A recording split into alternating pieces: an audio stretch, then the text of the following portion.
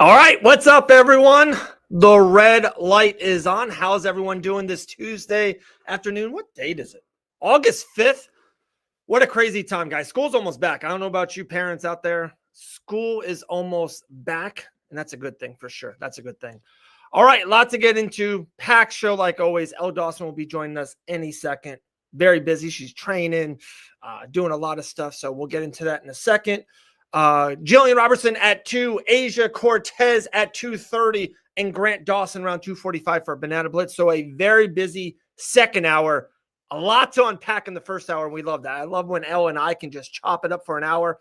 A lot to get to, guys. We saw 2 Fight of the Year candidates, almost a card that was very disrespected in UFC Vegas 108, right? This past weekend at the Apex. 2 great fights, co-main event and the feature fight. Lightweights galore, right? Those lightweights have a lot to get into, so crazy. So a lot there to get into. Another Apex card this weekend with UFC Vegas 109. And guys, we're around 11, 12 days away from UFC 319. Chimaev and Dricus du Plessis, probably the matchup that we've been interested the most about. You know, we were all in on the Poirier's Last Dance, but we saw that twice. That was a trilogy fight. To see Dricus du Plessis and Chimaev for the middleweight division, I cannot wait. Cannot wait for that fight. So we'll get into a lot of that. We're going to do some blind rankings today with Elle and Gillian. The Contender Series is back in a week. So a lot to get into. But before we do any of that, I was going to have this with Elle, but I'll do this right now. One thing that at least that I think I do pretty decent in life. There's some things I don't do good in, and there's some things I'm pretty okay at. And one of that is constructive criticism. If you guys, I always say that too. Usually, constructive criticism is out of a good place, people who care about what I'm doing, what we are doing at Fight Panaz. So when I hear some good stuff of like, hey, they come on this show Tuesday at 1 p.m. They last 30 minutes, an hour, 2 hours. All those people that last 2 hours, we appreciate you greatly. But if not, love it. They go, hey, they came in. They're like, we didn't know that you guys had Mike Perry on Friday. We didn't know that we saw Gerald Mershart come on the show yesterday with Ryan Gerald. So they say we don't advertise our content enough. So with that being said, let me throw some things out there. Like I said, guys, Mike Perry was live with Jonathan Romlican on Friday. Then we had GM3 with Ryan Gerald. That was yesterday. Great interview. GM3 breaks down the middleweight division. He's fought RDR and Chimaev. He's fought some of the best guys in the middleweight division. He breaks a lot of that landscape down. What's next for Whitaker. Also, what's he thinks who's going to win with Dricus du Plessis. He had a really good take about Makhachev and JDM. So if you haven't seen it, go back on YouTube. Go watch it. All the content is free. We will never, ever be behind a paywall. We will always be free. We have been offered deals to be behind a paywall. We've turned them down. We love kind of giving you guys the stuff right now. So I want to bring this up. Like I said, so content announcements. Guys, 2 weeks from now, we cannot wait. Elle and myself and a plethora of others will be live at the Hard Rock Hollywood Casino in the Qatar, all that stuff. We will be live for over 2 hours. We have guests. I think if I had to guess, probably in the 8 to 10 range. We have a lot of people coming through. It's going to be a live show. We'll be there down in South Florida all weekend long for PFL Hollywood. So a lot of guests, coming. We'll make an announcement or two. I think I can push the button if she's ready. What's up, Elle Dawson? Sorry about that, guys. A little connection issue. I'm rolling on the hotspot today, I guess. So okay. Okay. If you need some time, let us know. But what I was getting to, Elle, a lot of people were, messaged me to say, hey, like, I didn't know that you guys had Mike Perry on a couple of days ago. We had Gerald Mershart on yesterday with Ryan Gerald. So I think I got to do a better job of communicating and getting the content out there. Sunday Morning Brew with you and G is awesome. So there's a ton of content, not just on Tuesdays. Yeah, guys, all throughout the week. And we're going to try to put a lot more out for you guys. Our hope is very soon to be live every day. So keep an eye on the YouTube because there's going to be new stuff rolling out all the time. For sure. Even Saturday, you guys personally had a great watch along with Carolina. That was awesome. Fun. Carolina, fun stuff. I'm good at names. Yeah, she was great. She was great. Yeah. So I just wanted to throw this out there. I love this graphic. We got this earlier today. Right. Guys, 2 weeks from today, El, we will be live at the Hard Rock Casino. Plethora of guests, a live stream. We'll have some fun stuff, some fun games, and we'll have a lot of content even after this show as well. But I'm pretty pumped. 2 weeks away, El. You ready? I know. I can't wait. It's going to be really fun, guys. Yeah. This is the kind of content we wish we could do every single day. Live podcast with the guests there in person with us. It's just so much. It's so much more fun than over Zoom. For sure. All right. So let's kind of go backwards and go forward. I know you and Gillian Robertson talked about UFC Vegas 108, which was one of the dark horse best cards of the year. How great was those fights? Oh, absolutely amazing. And I knew it was going to be kind of a sleeper card that people weren't paying attention to. But lately, man, the Apex has just been delivering. Like I'm a fan of these Apex cards we've been having this year. No, I totally agree. The one 0 complaints. Say that and again? I'm happy to see it too, because I feel like we were kind of looking at, there was a period where we were kind of complaining about the Apex and these fight night cards. Yeah. And we were kind of just we were looking past a lot of them, but they needed a lot of these fights to keep the pay-per-views worth buying. And so I feel like we're at a really good season where these young prospects they're able to handle carrying these cards at the Apex, and they're crushing it. This is Ripley, by the way. Huh? I said this is Ripley, by the way. Okay, you got the new dog. It's done. So I will do my due diligence of trying to find an owner, but we are like 90% sure that she was a breeder dog that they abandoned because she does not have a chip. She did not have any tags, and she was just walking around our Parkland neighborhood, and we know all the dogs in our neighborhood, and nobody recognized her. So she's super sweet, but she's definitely had puppies, and she's just been loving on us, hanging out. She just wants all the pets, all the cuddles. I love that. These are lover. So I think we have another dog. We've named her Ripley. Great comment here by Mr. Chad. He goes, "Let's go fight bananas. I subscribed on following all socials, interviews, and fighters in the pod. Generally has been killing it. Keep it up." Thanks, Chad. We appreciate you, man. Thank you. So wow, dog number 3 is in the house. I can't not keep her. She's so cute. She's like if you had a guess, and I'm super bad at this with not even just dogs. I'm super bad at this with humans. I don't know if a kid is 2 or 9. I have zero idea, and I have 4 of them myself. Do you know if you had to take a guess of how old Ripley is? How old? I'm not sure. We're taking her to the vet for her first appointment tomorrow. Okay. So we'll have to wait and see. Like we went to the vet and just saw the text so they could check for a chip, but we didn't actually see the doctor. But I have a friend that's a dog trainer, and she was guessing maybe 3. So she's definitely old enough to have had a couple litters of puppies for sure. She's got like some scarring and stuff. So we don't know what she's been through, but she's still real sweet. I know. She's a sweet girl. It's tough, man. That is tough. Now she's here. I love it. Hey, I'll be there in 2 weeks. Me and Ripley will be on the couch together. You'll get to meet her. Yeah, she's definitely going to snuggle you. 100%. I'm down with that. All right. So UFC Vegas 108, not even just, and I know you and G loved it, by the way. I watched it Sunday morning. It was awesome after church.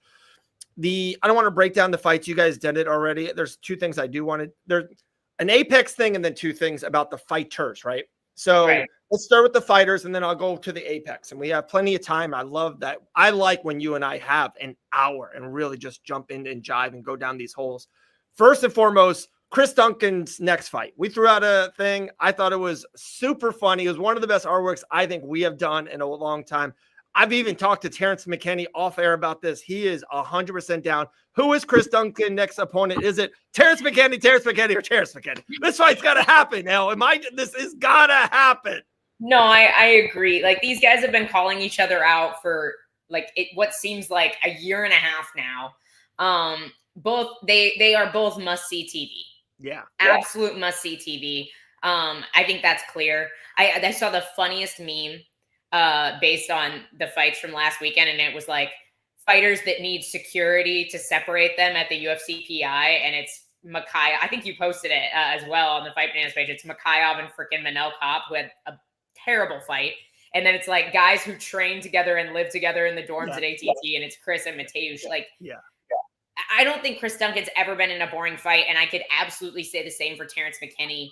They both just love to put on these performances, and so I feel like at this point we really need this fight to happen. It would be an absolute banger. Absolutely. It wouldn't go 5 minutes. It would be so good. And it's just these guys, you know, I do believe one of them will be in the top 12 in a year from now. And maybe one of them might not. So it's just the perfect timing. They're both coming off of nice wins, great, you know, great high-end performances. It's just time. And it's almost like in a weird way, one of these guys will be 15, 16, 17, and one of them will be 25, which is, it's a lightweight division. So it is what it is. So I just think we need this fight to happen right now. 100%. This is the time. This is 100% the time. They're both in a similar place in the division. So I'm all for it. And I know Duncan's for it. I know Terrence is for it. I think it's love between the two of them. They're both all business, and they just both put these crazy performances. So I expect bonuses to be given out in just about every McKinney/Duncan fight that we'll ever see for their entire UFC careers. Love that. All right. So then who's next? Not for Chris Duncan, but the one who won the main event. What is he? 17-1, I believe his record is. Tatsu. Dude, an absolute stud. Yeah, 17-1. It's insane. 17-1. It's record for flyweight. Yeah, we throw these three names out there. You can throw a couple more, and I'm okay with any of it. I just think he needs. I don't think they should rush him. That's my point. I think they kind of, in a weird way, in a good way, kind of not rush, but they gave Joshua Van the speed track, right? Like Joshua Van got through the division very quickly. I think Tatsuo should slow it down, and he should need maybe even 2 of these wins to fight for the championship. Are you off on that? Or are you? I don't know. He's ranked number 5 now. I don't know if he needs 2 just because of how flyweight. It definitely depends what happens in the flyweight division in the coming months as well. To be honest, I don't want to see him fight Royval again so soon. I think stylistically, Royval is a really tough matchup for Tatsuro just because of his volume and the way he scrambles. And so I feel like he is a really tough matchup for Tatsuro. And also, I just don't think it does that much for either guy to have them rematch so soon right now. I would really like to see him fight Moreno. I think that makes sense. I think as good as Moreno is, it's very unfortunate, but he's not getting a title shot until Pantoja has retired or is no longer the champ because he needs to lose to Van or Tats to get the title shot. Exactly. And so I feel like it makes sense to have him fight Moreno because if we are going to make Tatsuro get 2 more, then even if he beats Moreno, or even if he loses to Moreno, it doesn't make sense to give Moreno that title shot. And so I feel like with Amir Albazi, I think Amir Albazi is becoming another Manel Kopp in this division, and I'm very disappointed. They fight each other. Match up them two. First, it's just I'm very disappointed because I think he's very talented, but just the inactivity between him and Manel Kopp is just. It sucks to see 2 top contenders like that. And so I'm not sure how I feel about putting because Tatsuro is a fight night main event or a big prospect fight on a pay-per-view now. Like that's where he's at in this division. And I just don't think we can trust Amir Albazi, just like we can't trust Manel Kopp with those spots anymore. We can't trust Amir Albazi with those spots anymore. Right. So I just don't think, I think Amir Albazi is resigned to less important fights at the beginning of a fight night main card for the foreseeable future until he shows that he can show up consistently. Is kind of my 2 cents on that right now. And so I think Moreno makes the most sense out of those 3. And I think it does the most for Tatsuro Taira as well. Like if I'm managing Tatsuro, yeah, I would also be managing Brandon Moreno because Jason House manages both of them. But if I'm managing Tatsuro Taira, I feel like that is a great fight for Tatsuro to prove that he's made those improvements since he fought Brandon Royval. Right. And also with saying that, that's just kind of be, I think that, and I know people will not like this. I don't think the loser loses that much. Like if Brandon loses a great split decision fight to Tats and maybe even a 5-rounder, it's like, dude, Brandon's still right there. He's one of the most beloved fighters on the whole roster, not even the flyweight division. I don't think he loses that much. He'll still be a top 4 guy. And if Tatsuro loses a decision to Brandon, it's like, man, Brandon is the best in the world other than the champ. Just can't beat Pantoja. He's the Max Holloway. He's not going below 5 or 6. Yeah. No, Brandon Moreno's the Max Holloway at flyweight. Like he's the guy that can beat just about anybody except Pantoja. And it's like I do think that like he's a perfect person to test a prospect against, as long as you want that prospect to get one more fight first. Like you wouldn't want to put a prospect that you want to push to a title. You wouldn't want to make Joshua Van fight Brandon Moreno to get a title shot if you want Joshua Van to get a title shot immediately, right? You don't want to risk losing a prospect. But since we kind of agree Tatsuro may need 2 to get there, I feel like it's an okay matchup. It makes sense, Okay. I like it. And also, I feel like, let's pull up Jake's comment here. Like Taira, I don't think he looked good. I think he looked phenomenal against a guy who maybe wasn't ready for the moment, but will be a contender in this division in coming years, Yeah. Totally agree. Totally agree with that. Totally agree. Also, guys, please like the stream. I probably don't say this enough when we're on it. If you like the stream, I guess it just pushes it out more. Of course, sub the YouTube channel. Like you said, there's literally content almost every single day. The GM3 podcast just dropped earlier yesterday. Mike Perry on Friday. We had a live watch along on Saturday. I don't want to break some news, but I do think we're actually going to have another watch along for this Saturday, UFC Vegas 109. I'll tell you who will host it maybe in a little bit, but I think we'll have another watch along. So just the hits keep on coming. Like I said, and guys, we are 2 weeks away from live at the Hard Rock. I cannot wait for that. Look at those colors, Elle. Gosh, that looks good. Killer graphic. Thank you. That's solid. I know you didn't make that. That looks too pretty. No. I cannot make graphics. We'll have another little mini announcement for that 2 weeks later on this podcast. Let's call it a tease in the industry. But all right, one more thing about UFC Vegas 108, and then we'll keep it rolling. To me, this is more of a big picture thing, and I have a flyweight thing for you as well, Elle, which is one of the most exciting divisions in all of the UFC. Who would have thought that? Back to the Apex.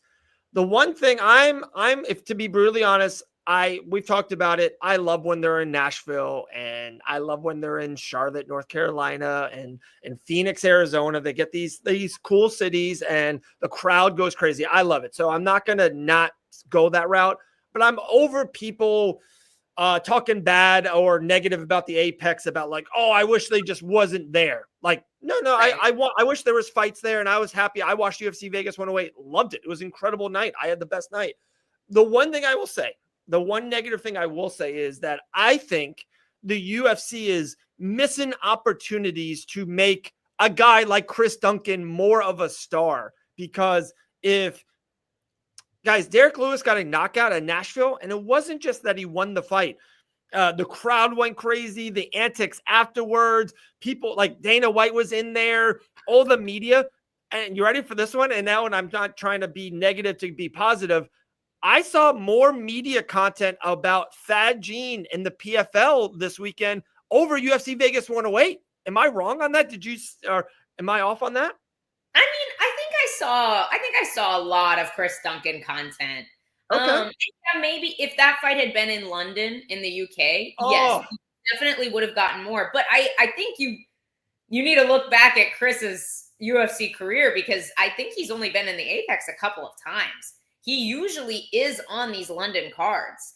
Right. And I feel like he wasn't getting the attention that he got. Obviously, maybe it was the moment, the teammate, how bloody and amazing the fight was is what Yeah. really did it for him.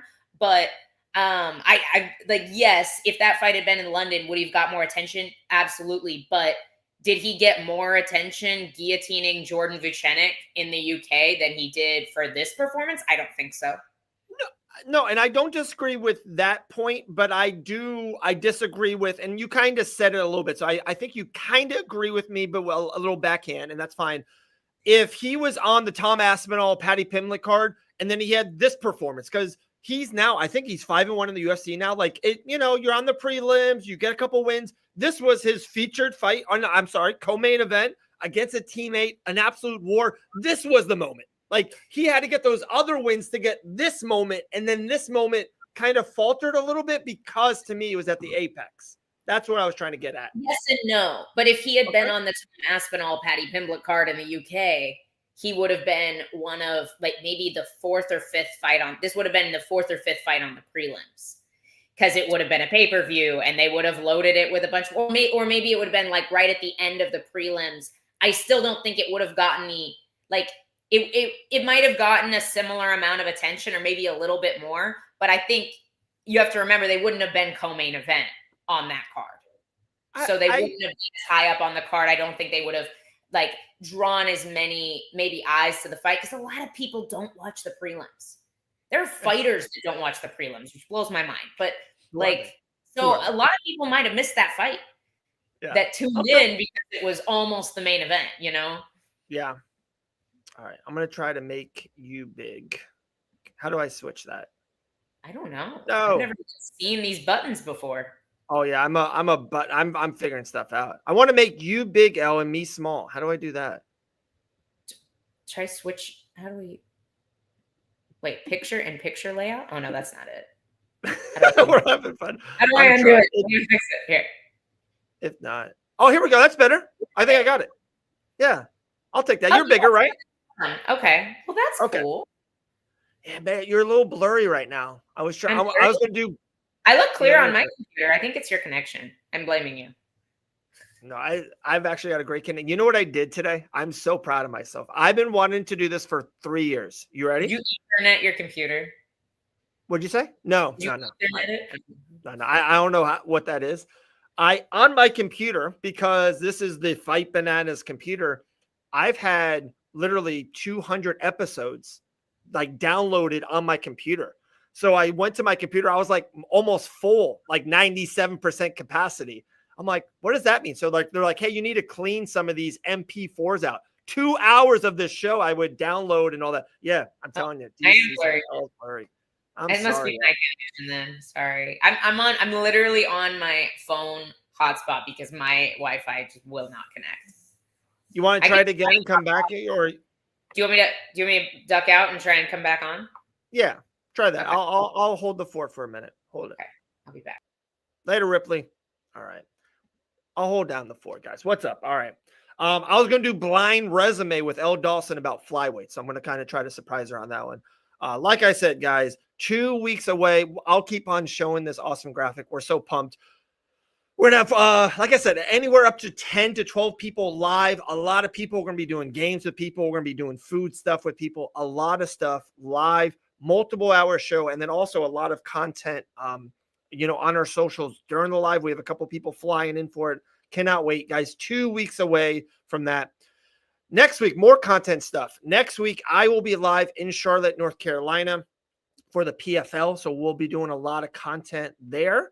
I'll be there for the weigh-ins and media day and the fight itself.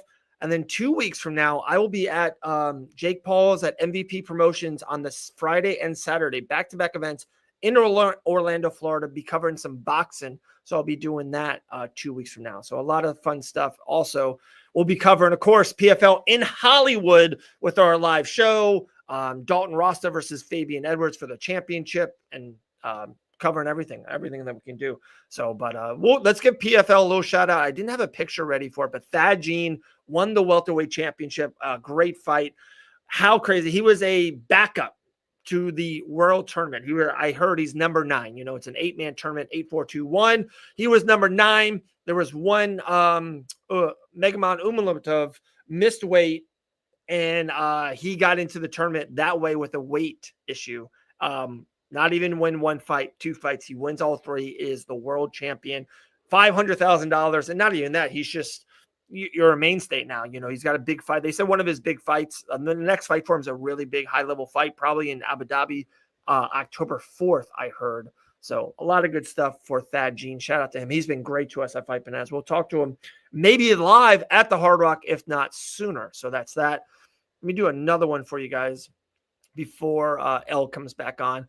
This is the upcoming schedule for the UFC, guys. This Saturday, UFC Vegas 109. We have very pivotal to me middleweight matchup with Roman and Fluffy Hernandez. Fluffy Hernandez just keeps on winning fights. He's like that guy that people don't like to fight, will lose round one and then come back and win round 2 and 3. Very high-level fight right there in the main event. Then we are 2 weeks away from Dricus du Plessis versus Chimaev for the middleweight championship of the world. Cannot wait for this fight. This has been the fight of the summer for almost all of us here at Fight Bananas. Cannot wait. Even the whole card. I like that, but he is ready for Umativ. He is ready or not ready? Because that's like an understatement. I like that, but let me know again, Jake. Then 2 weeks away. Look at this, guys. 7 a.m. here on the East Coast for the main card, I believe. Yeah, they're in Shanghai. That's what Aljamain Sterling is on that card. Very nice matchup there. But in the main event is Zhang versus Johnny Walker in the light heavyweight division. We need some more blood in the light heavyweight. So I would be very intrigued if we see Zhang gets a win and what's next for him. And then UFC Paris, we're a month off of that, which we know we got Imavov and Kaio, which is awesome. Top 5 middleweight. You know, the winner of that fight will probably, I would assume, fight Chimaev or Dricus. And then the co-main event, we know we got Benoit Saint-Denis and Ruffy. So we got a little Paris versus Fighting Nerds action, main and co. So that's going to be absolutely stunning. Thad fights like Leon Edwards should fight. He's loose and goose quick, flashy, and them jabs are lightning. I like that. Doctor. Yeah. No, Thad's an absolute stud, man. We've been watching him for a long time. Me and my buddy Jonathan Ramakan, we were there at the Contender Series 2 years ago. Their Dana White Contender Series. I'm sorry, they call it the Challenger Series. And we saw him for the first time. We're like, whoa, he kind of popped off the page for us. He's also a Florida guy, a down south guy. We talked to Gillian Robertson about him multiple times. Absolute stud. Like the guy can do it all. Very good wrestle and defense. Can also go to the ground, but then his strikes. He's got these short elbows, the knees, the kick game. An absolute monster is Thad Jean. Cannot wait to see him in the future. A lot of stuff happening. All right. And we'll be back in any second. So that's the next month in the UFC. But like I said, guys, not even just the UFC. A lot of stuff happening for us. We will be in Charlotte, North Carolina for the PFL. Then we have Jake Paul's MVP Promotions 2 nights in a row. Also, we will be in Hollywood, Florida for the finals. Dalton Rosta versus Fabian Edwards. Leon's brother headlines that card. A couple great fights as well on the main card, but I love it. Man, I'll bring this up right now, and then I will talk with you guys. I will bring this back up with L. Don Davis, the guy who usually always talks about the UFC more than Dana White, but he is talking about I'm sorry, let me do this button. At this age. There we go. All right. So he brought up today, he would love to do a co-promotion with PFL versus One Championship. Brought up Dakota Ditcheva versus Stamp, one of their biggest, their stars. That would be must-see TV if this matchup was made. But he thinks they have 8 weight classes, and he thinks the 7 of them would win from the PFL and 1 only from one. So very intrigued. I love it. Something different. It would be very fun and entertaining. It would get us and me at least to the screen. If they did this in America, I would probably go be there live, and I would hope they would. I can see them doing it overseas. That's the PFL does most of their bigger shows overseas. It is what it is, but I would love to see that. One championship versus the PFL. Maybe we'll see that sooner than later. All right, L's joining any second. We're going to do blind resume. All right, question for you guys in the chat. Give it to me. If when it doesn't matter if Dricus du Plessis wins or Chimaev. My question for you guys is, do you think we'll see a rematch? Because to me, the middleweight division's stacked, right? We got the Paris matchup of Kaio and Imamov. Israel Adesanya is always lurking. Guy like Sean Strickland is always lurking. You got RDR just coming off the win off of Robert Whittaker. So we got RDR right there. You even have Whittaker, even coming off of a loss. That he's a vet championship guy, always lurking. So the middleweight division stacked. My question is, do you think we'll see a rematch between Chimaev and Dricus du Plessis in the future at any time? Could be right away, could be a year from now. I would love your guys' take, if you will see a rematch from Dricus or Chimaev. So that's my kind of no chance. Jake, why not? You think the middleweight division's too stacked? And if that's the case, no chance. I would think you assume that Dricus will win, because usually if the challenger wins, a guy like Chimaev, Dricus has been one of the better middleweight champions over the last 3-4 years. Multiple title defenses. I think it's 3, I believe. If he wins the 2 title defenses, right? Strickland again, and then Izzy. So he's got 2 title defenses. He might get an immediate rematch. Maybe. I don't know, because the middleweight division is stacked, but I think we will see a rematch in the future. That's just me.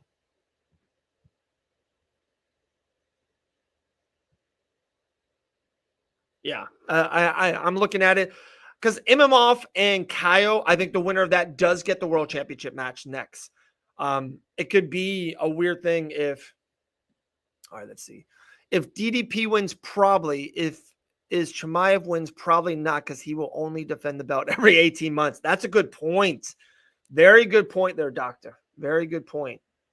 I think Kazmat wins in the first round in 2 rounds, finishes DDP, so probably not deserve immediate rematch. Okay, I like that.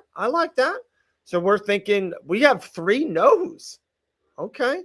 Chimaev's fighting Strickland next, win or lose. No. I disagree with that, DC. I disagree with that. Yeah, if Chimaev wins and if they don't do the rematch with Dricus du Plessis, it is absolutely Imamov or Kaio, because those guys' stock are super high right now. Kaio is the backup of this fight. Kaio might even fight the championship if Chimaev misses weight. We've seen this happen before. So my point is, those 2 guys are so polarizing and they're hot right now. Imagine one of them is going to be even hotter in a month because they're going to win. Like if Kaio defeats Imamov, his stock is like this. Same thing with Imamov. Imamov is coming off of a TKO off of Israel Adesanya. Imagine if he knocks out Kaio. How does Imamov not fight for the championship next? Like Imamov or Kaio, to me, fight for the belt for sure. All right, Jake. They might do Marab versus O'Malley. What's up, El? Also, Sean Strickland is currently indefinitely suspended by the Vegas State Commission. Thank you, El. Somebody after an amateur fight, I'm pretty sure. Did you like my take on that or no? Fight. What? You liked my take on that? Yeah, 100%. I don't think Strickland still has the heat he had after Izzy. Yeah. That definitely fizzled. I think we'll see a rematch between these 2 men. Let me know if I'm less blurry, by the way. No, you're good. You look great. Okay. I'm still on the hot spot, so we're just going to roll with it. Yeah, it might, it probably comes and goes too. Could be hot. Could be a cold spot every now and then. That's a dad joke for you guys, okay? Relax, people. Relax, all right? All right, let's see if I can make L bigger now. How did I do that switch? I feel like I had it once. There we go. We did it. All right, L, are you ready for blind resume? Blind rankings? Blind rankings, right? I was like, what's blind resume? All right. So, are you good? Yeah, let's do it. All right. These blind rankings will be from the UFC men's flyweight division. Oh, okay. All right now. So I want you to rank these 5 men from best to worst. And the hint are these are all UFC male flyweights right now. Okay. Active flyweights. All right. Yep. Yes, ma'am. All right, here we go. Our first ever live blind ranking. We're going to do this live with the people in Hollywood. So we got to do practice. Practice makes perfect. So I tell my kids. Number 1, maybe the hottest flyweight in all of the land, Joshua Van. Where does he rank? 1, 2, 3, 4, 5 right now, flyweight division. I feel like we have to put him at 2 right now. He beat the guy that beat Brandon Moreno. Like that, like where he's at, he deserves. He deserves to be fighting for a championship right now. Okay, I like it. Maybe one of your least favorite flyweights, Manel Kape. Where do we rank Manel Kape? I want to stick him at like 4. He should be higher, but his inactivity right now is just killing me, man. He has the skill. I think he needs to go to 35 to be able to make the weight and not be injured. Ooh. So you think the weight cuts are depleting him and causing more injuries to his body and not being 100%? Yeah. Okay. It's got to be. He's hurt so much. Yeah. Okay. All right. I like that. Manel Kape at number 4, Joshua Van number 2. Your favorite flyweight, their favorite flyweight, one of the most beloved flyweights of all the land, Brandon, Mr. Lego Morano. I'm going to stick. See, the problem is I don't know who you're going to give me, and I'm worried you're not going to give me the person that obviously should be number 1. So I'm like, let's stick Brandon Moreno at number 3. Okay. Number 3 and 4 are all full right now. All right. So you got a 1 and a 5 left. So you better give me who I'm expecting you to give me, or and I swear I'll show everyone the list that I won't change it. I think you're going to be very happy with your list. The next flyweight is the flyweight champion, maybe the greatest flyweight to ever live, Alejandro Pantoja. Alexandre Pantoja. Yeah, I thought I nailed it too. Number 1. Until somebody defeats that man, he is the greatest flyweight. Number 1. Right. Wow, your list. 1 Pantoja, 2 Van, 3 Moreno, 4 Kape. Number 5, Tim Elliott. Number 5 is definitely. You nailed it. That's the list. That's perfect. That's perfect. That is the list, folks. She did it. All right. Wow.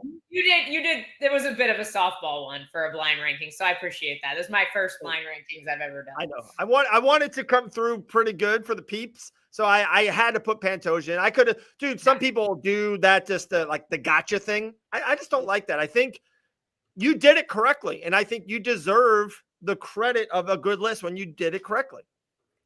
Thank you. So there you go. Blind rankings. Very good. All right. Comment here. Strickland should just keep out of social media, more entertaining than his fights. I don't. Jake. Huh?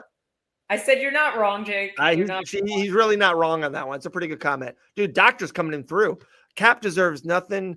His eye gouge is worse than John Jones. Literally throws Wolverine claws multiple times purposely into and comes to the refs. Does nothing because Dana loves a douchebag who cheats. Wow.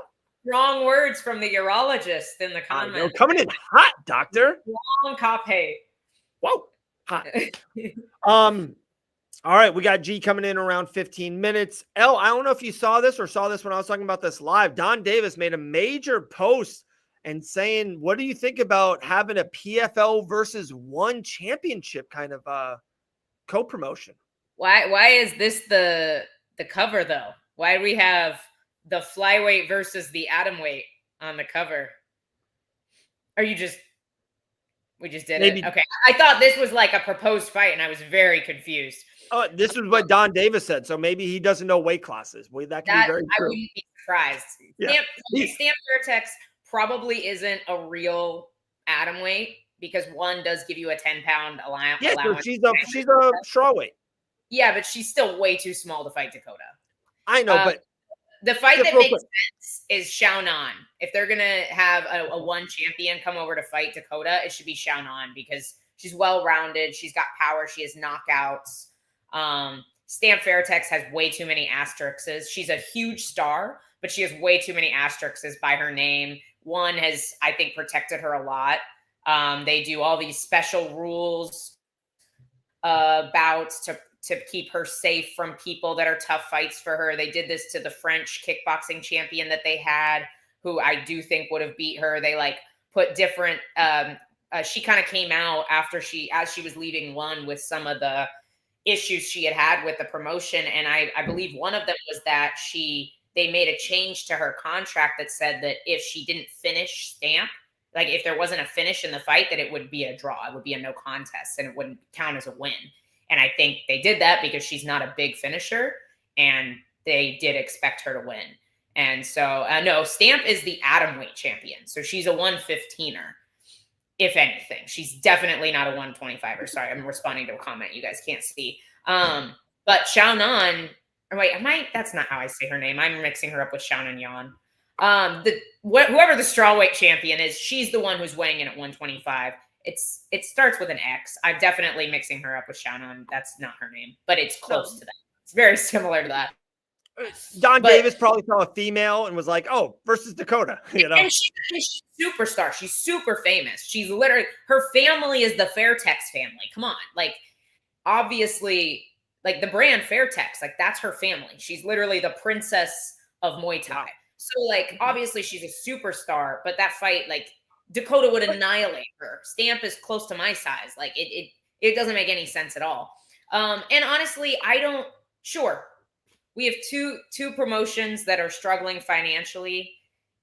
Them combining is better than them both falling, in my opinion.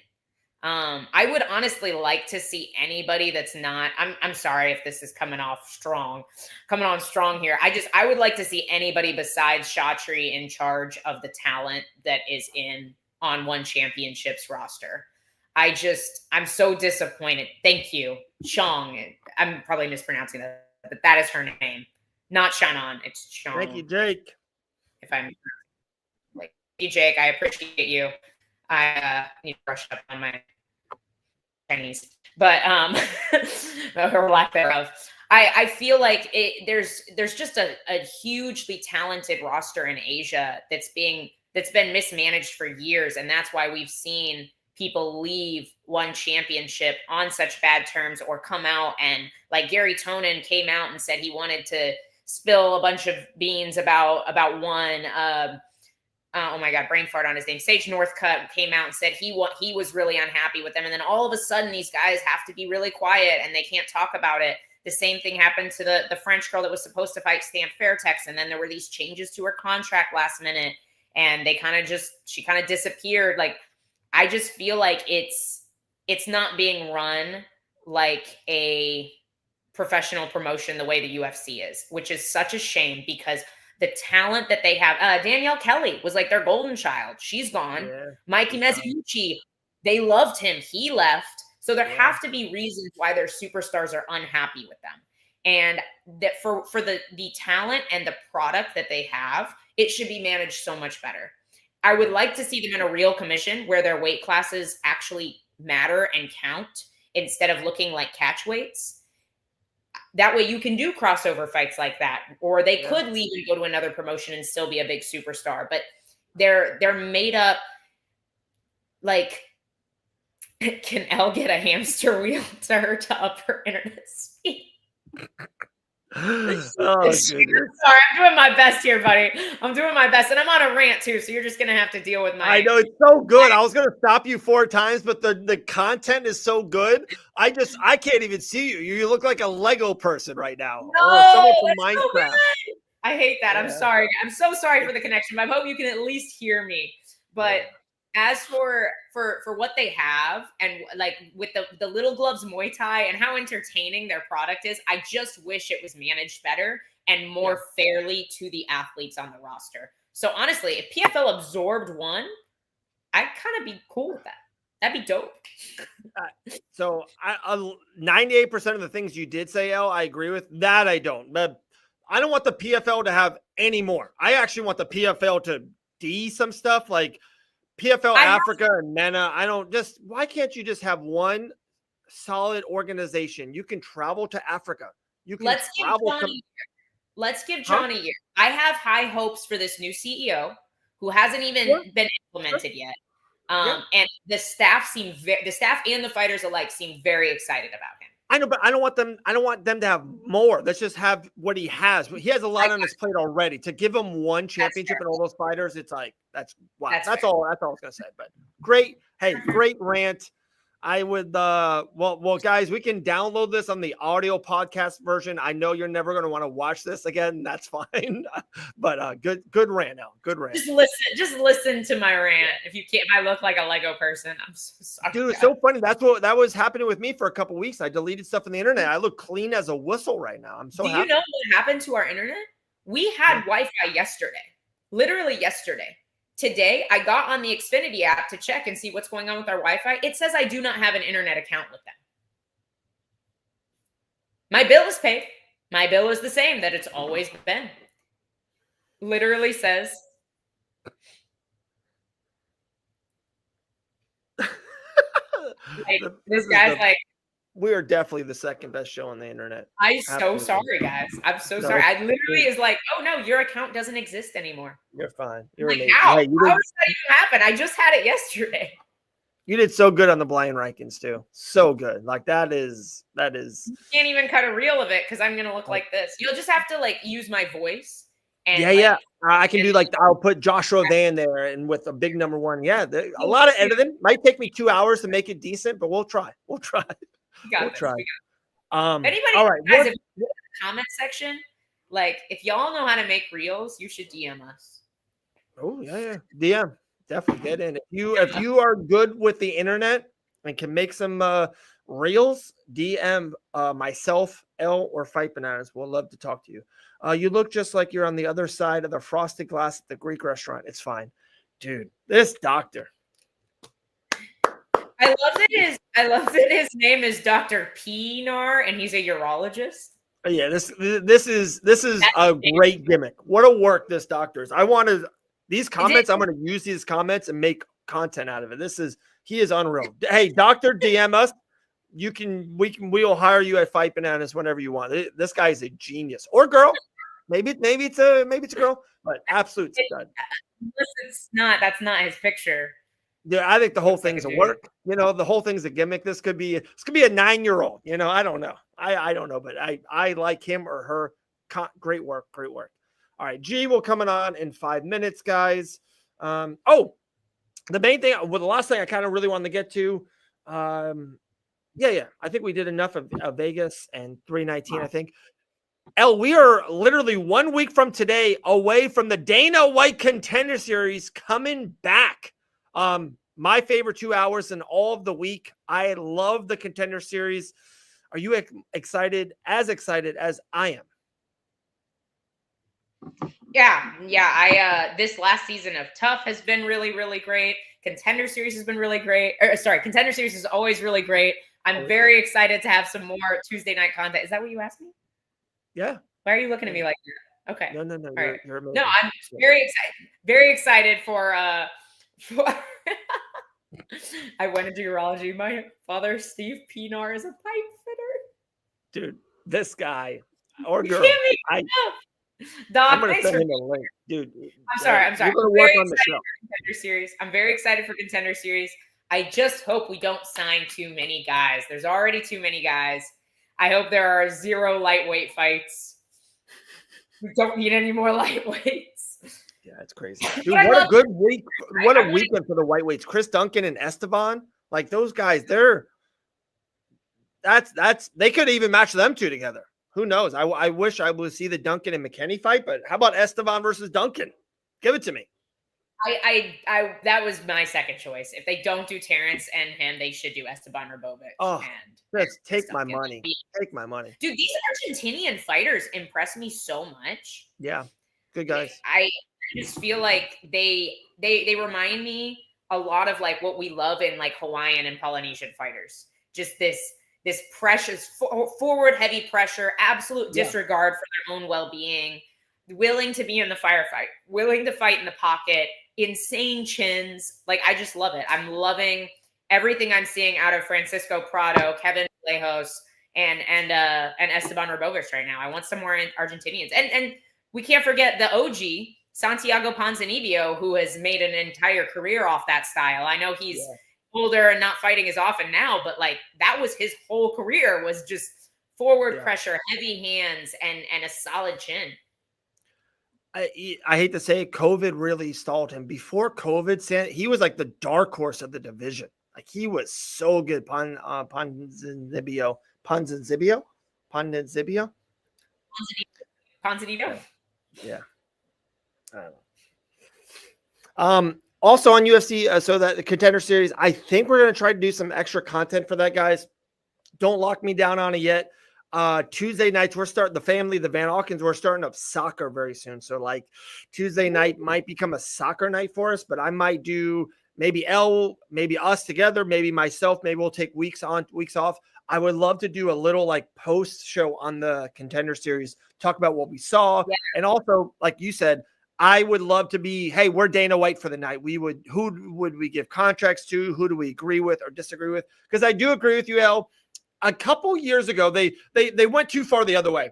3 years ago, they didn't give enough contracts. They were like too stingy with it. It was like one a show maybe, and sometimes it was like another week. And I thought they were too stingy. Huh? I thought that was perfect. I'm sorry. Finish your thought, and then I thought they were too stingy. Guys like Austin Vanderford and Brandon Lockney, like these are really high-level mixed martial artists. They're like, no, thank you. And then like last year, Dana White was Oprah Winfrey. It's like, you get a contract, you get a contract, you get a contract. They gave too many away. I think there's a happy ground. I think, and I'm like on average, it's 2 a week. Like that's the average. 1 week it might be 3 or 4, and 1 week it might be 0. There's been some bad weeks that happens, but I think on average 2 a week. There's got to be a happy ground on a t-shirt with Dave Van Auken with quotation marks. I love that. That's a new word, guys. Not a middle ground, not a happy medium, but a happy ground. I think that's how Grant's season was too. Grant was on the first season. Maybe one guy, maybe 2, if the fights were amazing, got a contract. But I think it was better then. We don't need more guys on the roster. The UFC either needs to do way more events, turn to Contender Series into its own show, and sign way less of them and just use them for the short notice replacements instead of pulling them from regional shows, pull them from the Contender Series pool, or they just need to give out less contracts because these weight classes are so populated. These fighters are begging for fights. People are constantly talking smack to Grant about how he never fights. And he's like, guys, I'm trying. Like he's been begging. He was begging for a fight as soon as he got out of the cage in January, and it's August, so it really is an issue. And I think that I think the solution to this is you do maybe sign one guy per night off Contender Series. It makes the stakes way higher. It makes the pool of incoming UFC fighters higher quality. Yeah. And then you have a bigger pool of guys you can pull short notice from, because that's the issue too. If you sign everybody and they're already on the roster, then they don't have to take a short notice opportunity to get in. And so now you need to offer it to somebody who maybe isn't ready for the UFC but they know that that's their only chance. So they're willing to take the short notice opportunity to get in.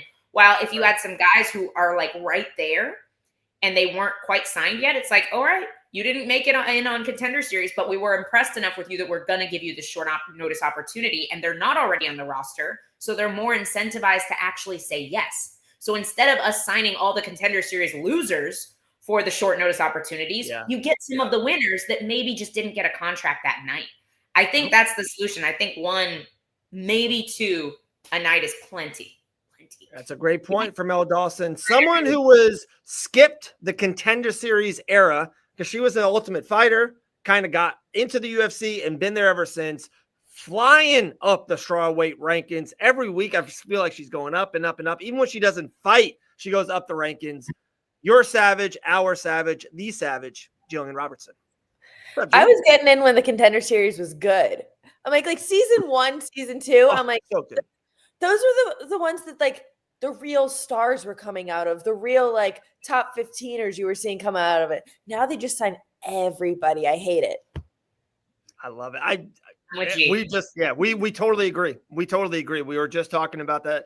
Elle went for a great 2-minute rant. I don't know if you can see her. She looks a little bit like a Lego person, but she's doing her best. She's doing her best. In a hospital.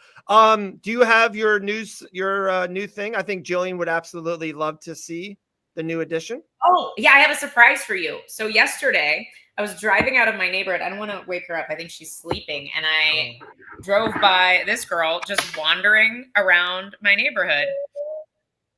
And she's so sweet. And she was definitely, like, we're pretty sure she was like a breeder dog that got dumped in our neighborhood. So this is Ripley. She lives with us now.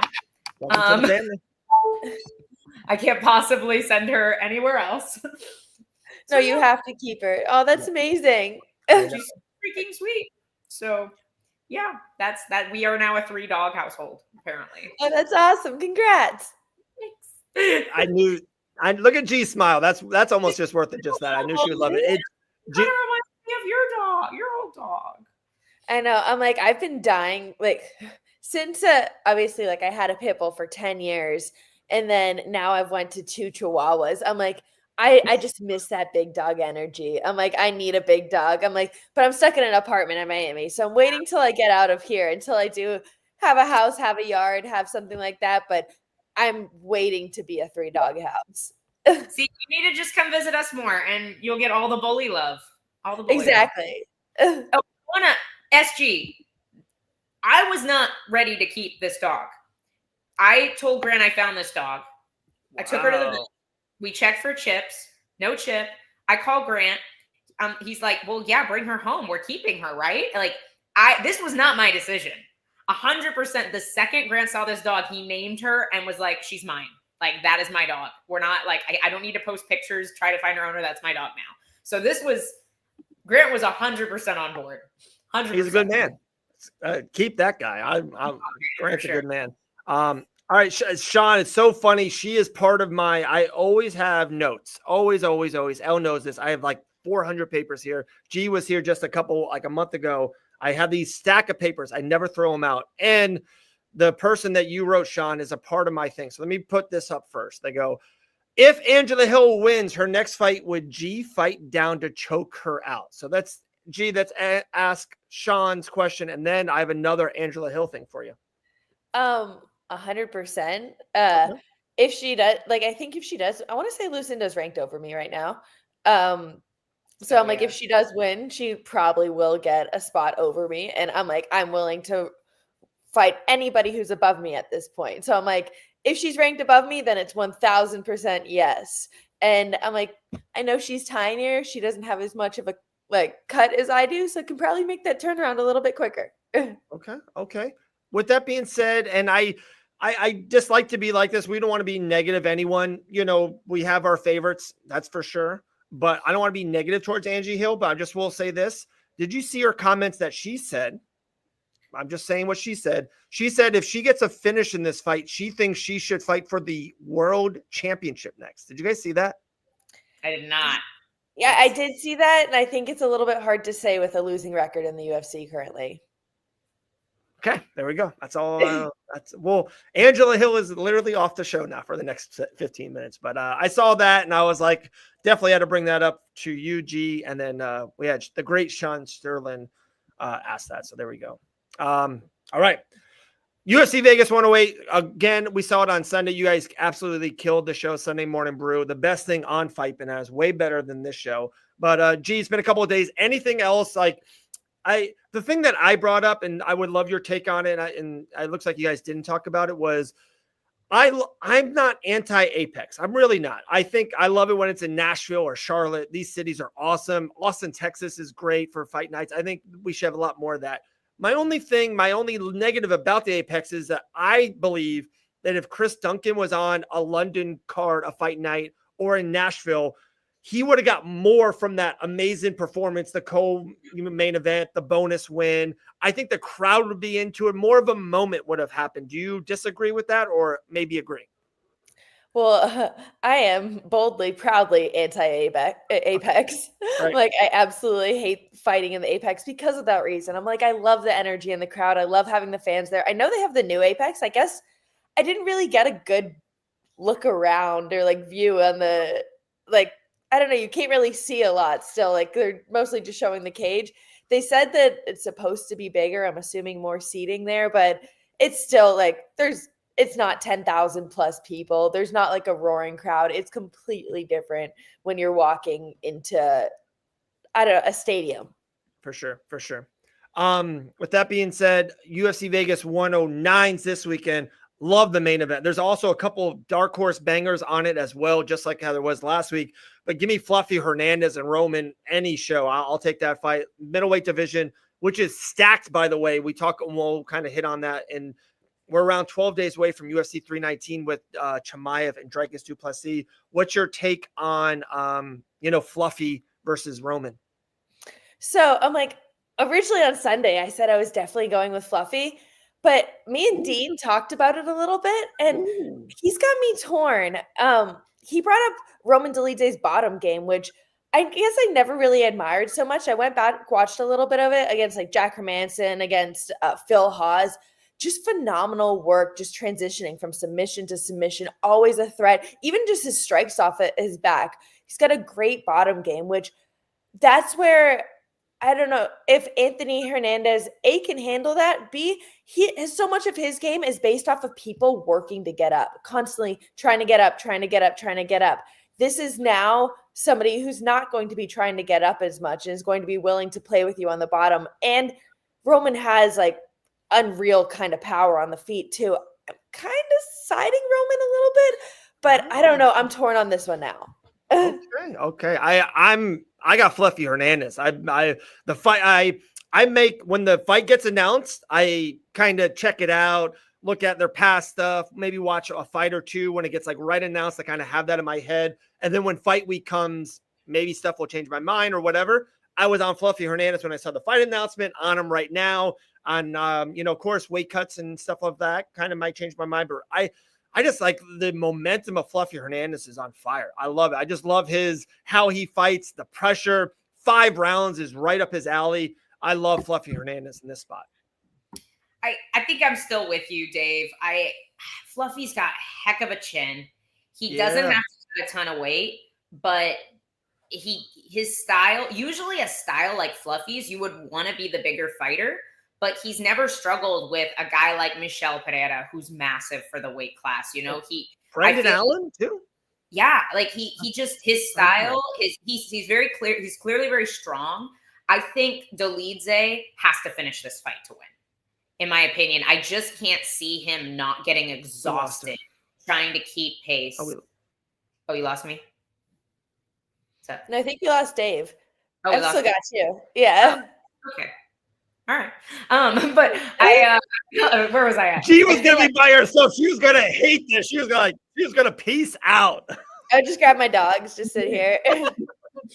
I just can't see Dolidze not slowing down massively over 5 rounds against a pace like Anthony Hernandez's. So I feel like, does Dolidze have the danger factor to win this fight? Of course. But I hate to go with the guy that has to either snatch a knee or get a flash KO to win. I feel like he has the ability to do those two things, but I feel like he cannot win a decision here against Anthony Hernandez, in my opinion. The volume and the output, I think Dolidze historically slows down a lot. And that's why I'm still like, I'm probably like 65% Anthony Hernandez. Okay.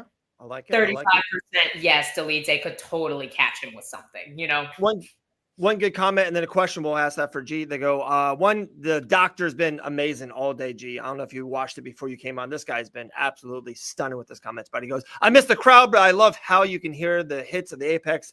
Diamond and Hooker sounded like gunshots. That's for sure. And then SG said something. I know they were building it, but they go, there's a new Apex.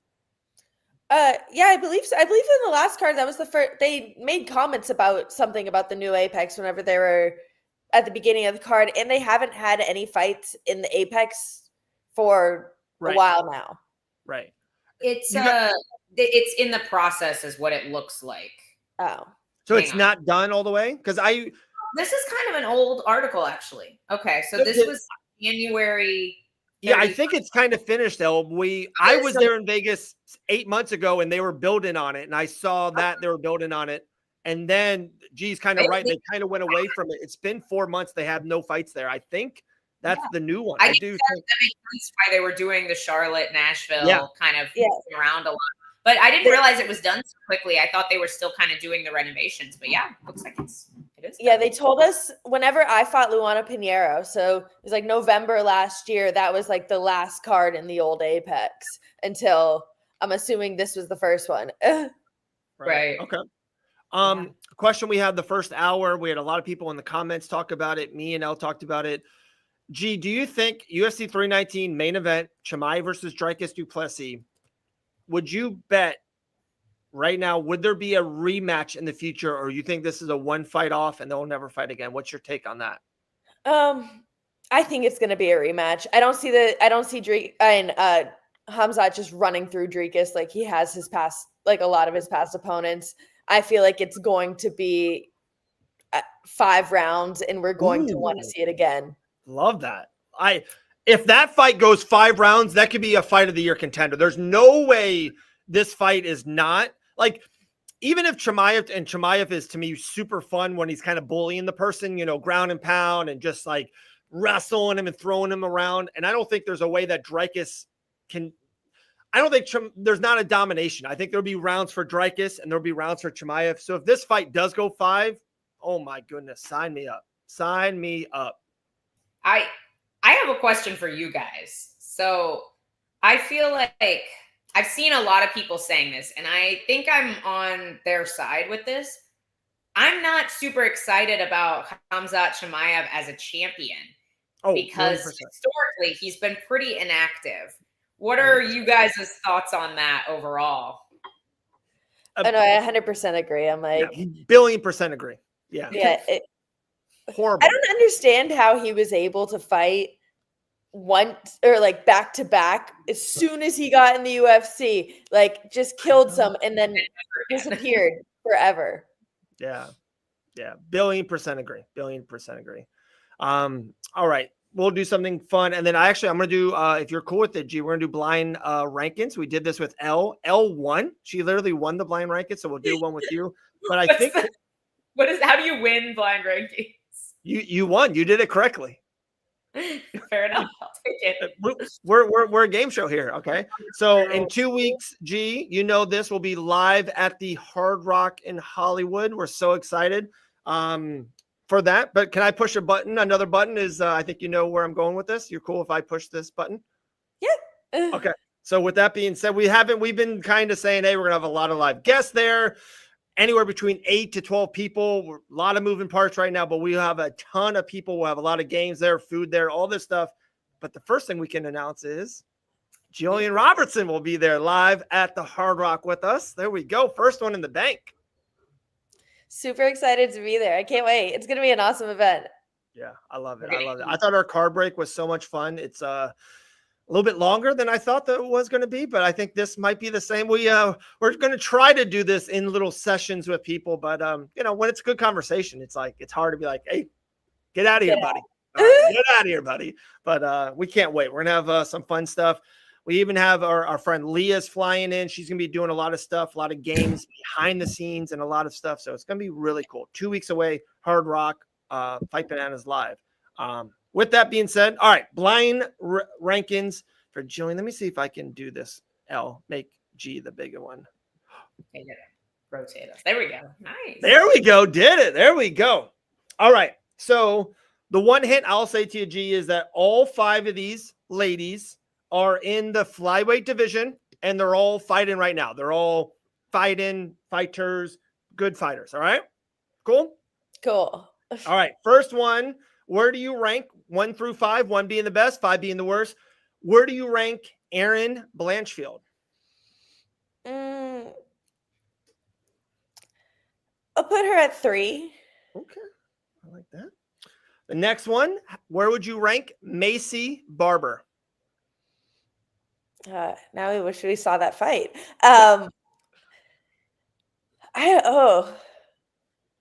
Because I had her winning that fight too. So I'm like, but I don't want to put her as 2 because I'm like, there might be others. I'll say 4 then. Okay, 4. I like it. Next one, in the flyweight division, where would you rank Casey O'Neill? 5. Number 5. I hate giving hints, but I'm just this person. I think you're nailing this right now, G. I think this might be a winner. This is good. All right. Next flyweight, Natalia Silva. I'll go 1. Ooh, 1. So we have Silva 1, Blanchfield 3, Macy Barber 4, Casey O'Neill 5. This person looks like will be number 2. It's the only spot open. You've trained with her. You stayed at her house. A living legend. Our 5th one is Rose Namajunas. Yeah, I'm like, I don't obviously like she's a living legend. I think she's gonna be. She's definitely going to be in contention for the belt soon, I think. But I'm like, Natalia has such an annoying style. I feel good. I think you won, G. Am I wrong in this one now? I think she absolutely nailed it. If 1 is Silva, 2 is 2. Like Aaron and Rose is the one. That's the debatable one. Right, because Aaron beat Rose, but. Right. But Rose is a legend. We'll be honest, we're a little bit pro Rose. Rose 2, Blanchfield 3, 4 is Macy Barber. Dude, I was trying to put the trick is Casey O'Neill at the middle spot, but you nailed it at 5. I think you nailed it. Yeah. I'm like, she's just not active enough. Yeah, she hasn't fought in a while, I feel like. She's like Tatiana's always injured. Casey's the same. She was a huge name coming in, big prospect, always injured. Yeah. It's funny because they train together. I'm curious. I want to know where Gillian would put, because she's very close to a title shot too. And I think a year ago, people didn't quite have her on their radar yet. Jasmine Jasudavicius is about to have her biggest fight. Where would you kind of put her in that mix? After a win off of Manon, probably like 2. Wow. Yeah, if she beats Manon coming up in October, like she's gonna be in the mix and in the talk for a title shot, which is amazing for her. It is. Your fellow Canadian. Exactly. I love seeing people. What? Yes, G. You're from Canada. Yes, not from Port St. Lucie. Not. When I think of Miami, I think of aqua water. I think of sunshine. I think of Gillian Robertson. I think you're a Miamian almost. You've been there so long. You don't think of me when you think of like moose, maple syrup? No, I'm sorry. I don't. When I think of moose syrup, you don't come to my head. I'm sorry. Oh my goodness. But I was saying about Jazz, I love seeing, not like she was floundering by any means, but just not on, she was winning one, lose one, win one. And then all of a sudden this ascension, like, and then just, you can see her confidence build and build and build. Like she's on, I think Manon is a tough matchup though for Jazz. If I be honest, if I'm leaning one way, I think Manon is so freaking ginormous and she's long and she can kind of jab and do that front kick. I don't know. I'm leaning that way. And I know that's probably unpopular with you two guys. I'm leaning Manon, just to be honest. Yeah, I don't think. Oh, go ahead. Sorry.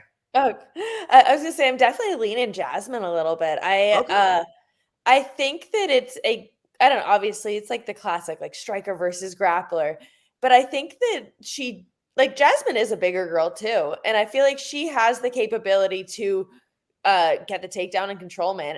Once it's on the floor, it's gonna be her fight 100%. That's for sure. I think she does have the capability to get it there.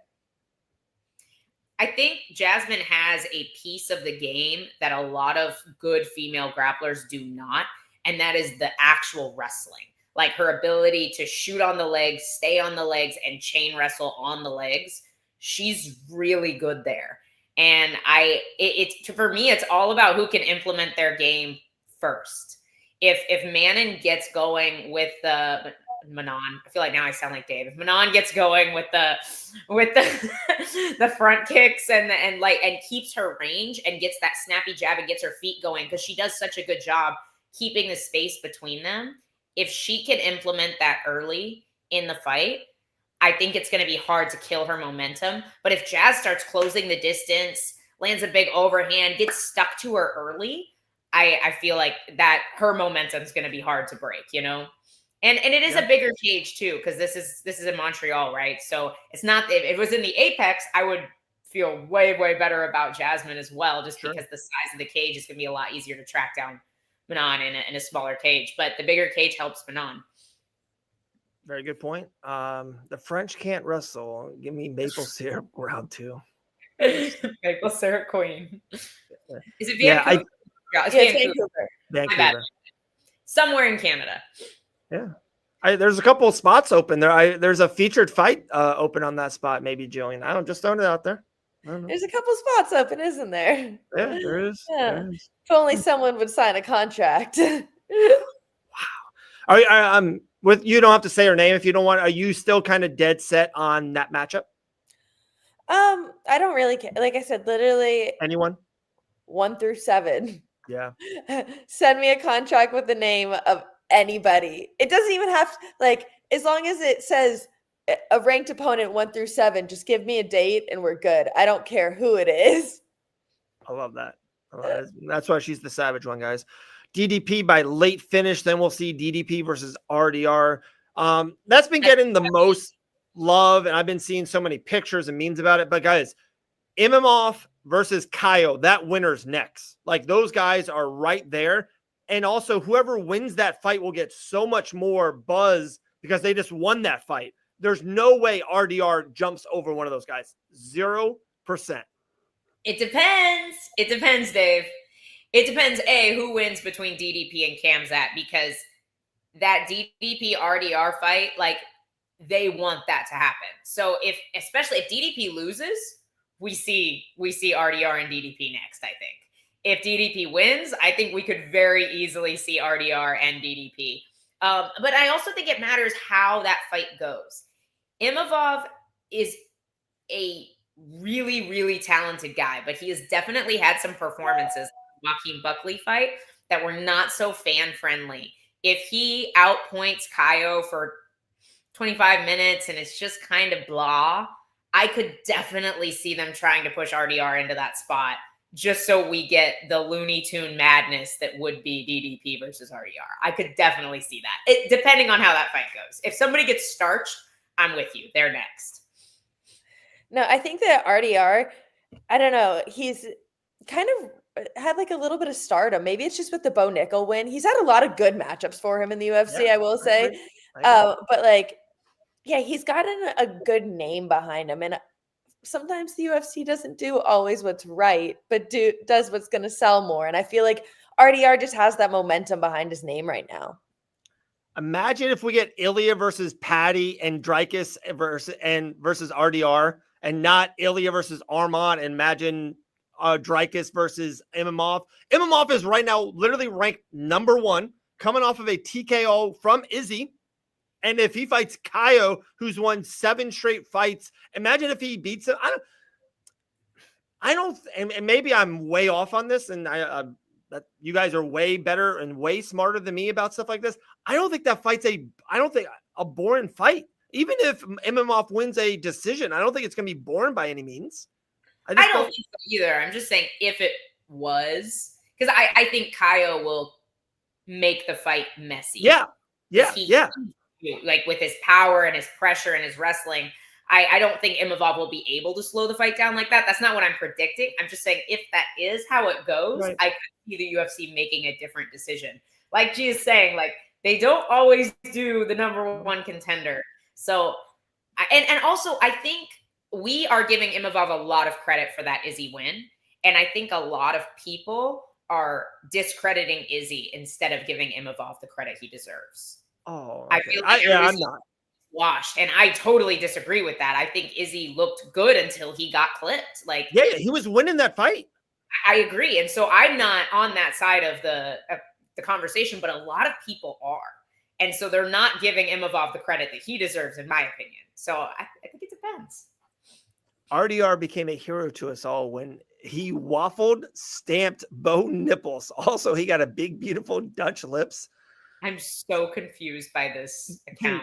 Is this a real doctor? There's no way, right? This guy is way better than I'm telling you. I'm going to find him and hire him to fight Bananas right away. You need to go through we need to find this YouTube account and like see what's going on over there. One of the biggest shows in the world, Pat McAfee, He's on ESPN, does a big 2-3 hour sports show every day. Literally one of the guys that are a part of the show was a guy who just commented, and it was just funny for a long time. And they got connected, and then they're like, hey, would you come on the show? Give us some ideas. And just, it's how it works. It's how show business works. Your name isn't actually Dr. Pinar. No, that's true. That's true. All right. One more thing for Gillian, and then we'll let her go. We talked about this before you came on. Don Davis, the guy who runs the PFL, he said he would love a co-promotion between PFL and one championship. I would love your instant reaction on that. No, that's definitely interesting. I feel like anytime you can see like the biggest promotions, like anytime like they bring a Bellator fighter to the UFC or like a UFC fighter goes to the PFL, it's always interesting to see how they fare in other promotions, or like would like a ONE FC fighter coming over or whatever. It's always interesting to see all the, the different levels. And it's like, who is the best, Yeah, I totally agree. I just think it would be good content. I know that I would watch the show, and I said it to Elle, if it was in America, I would probably go to it. I would probably be there live. So that would be cool. All right, Gillian the Savage Robertson, one of the best strawweights on this planet. Hopefully she gets a contract signed really soon. Guys, we will see her live at the Hard Rock in 2 weeks in South Florida. We cannot wait. G, appreciate you. Appreciate your time like always. I'll see you guys there. Gillian the Savage Robertson. See you. There we go. All right, we got Aysia Cortez coming in 5 minutes. Push a button. And these comments are so good. What buttons? So for the first time, PFL didn't waste a great for them. Bellator whipped their boys. Yeah, that's true. That is true. Guys, you ready for this one? And I know we're probably a pro PFL show. I would say more than others. Guys, the PFL's had a good year. I feel like they get shat on enough. I honestly think they've had a really good year. They have 2 events next week in Charlotte, North Carolina, and then in Hollywood, Florida. I'm lucky enough I will be there live at both. I think they've had a really good year. Dakota Ditchvis had a fight. The Johnny Eblin, we were hoping that he would retain the championship, but it was a great fight, and now we have a story for what's next.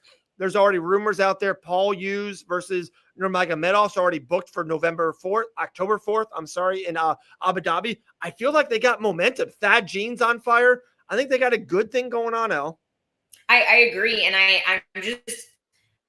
I want to see them manage the homegrown talent that they have.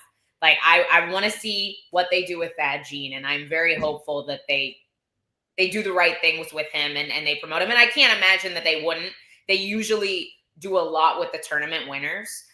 So I expect him to just take off. Absolutely. I think the kid is a young superstar. So I'm really excited that he won that tournament and that he can bring some more eyes. I think the addition of the middleweight tournament was a really good call. That's a great weight class. That was a great weight class in Bellator.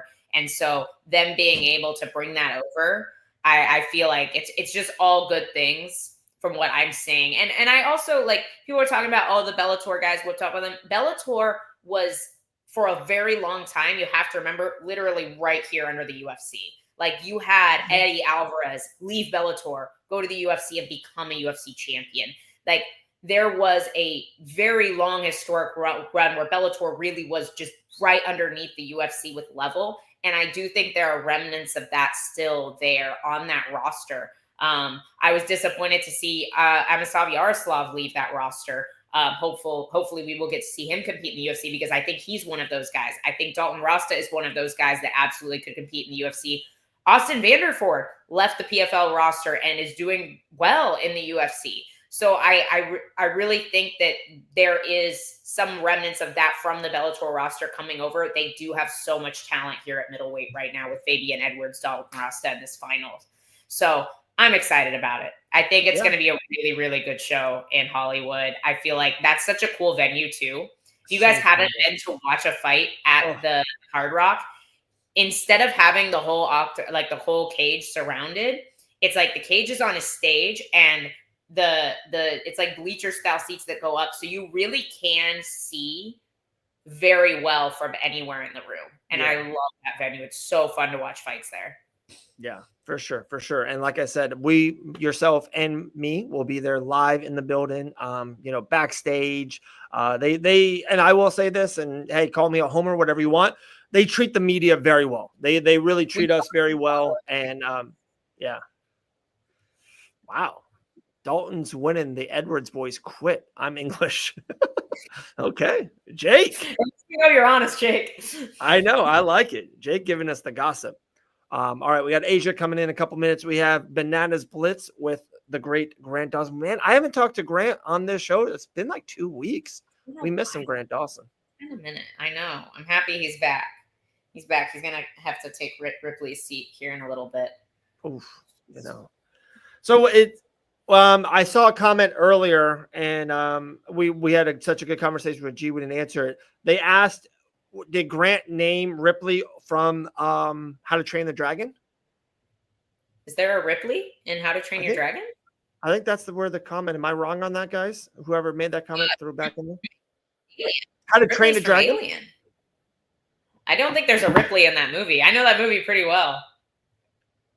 Oh, and not Blue Eyes White Dragon. He's saying he named her Ripley and not Blue Eyes White Dragon. Yeah, there's no Ripley in that movie. Okay. My fault. Blue Eyes White Dragon is a Yu-Gi-Oh card.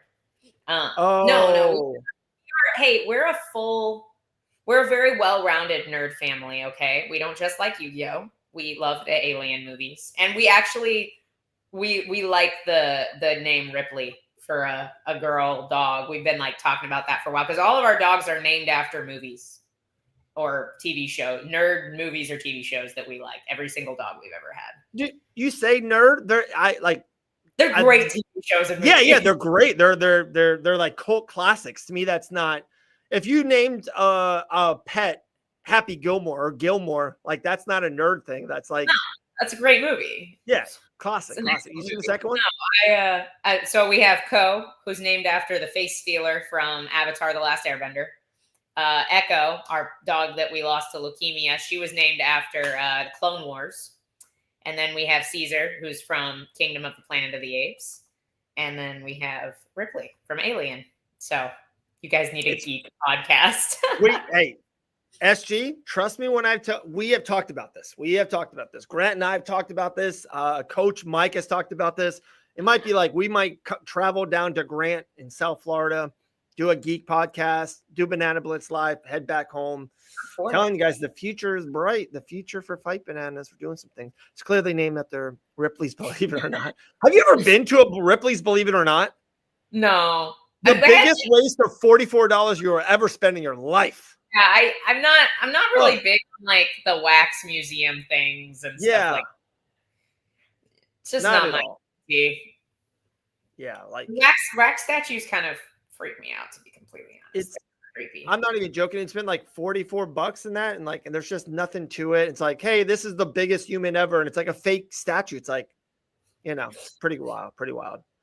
Yeah, talking about being wild. I love when people come into our conversation, Al, and they get the end of it. They're like, am I really joining this show? They get the most random introduction from Dave too. Just flowing it. It's one of your best friends in the world, so I thought you were going to give the introduction. I can definitely do it if you want. She's never. Is this her first interview / podcast before, Elle? It is. I don't think we have ever had this person on the show before. It's one of my best friends. Yeah. What? I don't know. This is one of my best friends. She is fighting this weekend in Connecticut. Welcome to the show, Aysia Cortez. You pushing the button? Hello. What's up, Aysia? How are you, friend? I'm good. How about you? Doing good. We're blessed. We're blessed over here. If you yourself sideways, you'll fill up the. Oh, okay. Let me. Sorry. See my phone. Wait, we can see your. Okay. Hey. Okay. Already a professional. Look at that. Fresh lashes too. We gotta be able to see the lashes. My lashes. Gotta get them done before you go get punched in the face this weekend, of course. Yeah, exactly. Look good, feel good, fight good. Dustin Poirier said it. So let's get right into it. Aysia, you fight. So it's this Friday. I thought I saw the poster. Beautiful poster. CES, right? Yeah, that's correct. It's gonna be actually Saturday though. The Oh, 9th. Yeah. okay, Saturday the 9th. Okay. So we'll definitely watch that over UFC Vegas 109. Like There we have priorities for sure. you When go. did this fight come to be? How pumped were you when you got it, and how long has kind of camp been?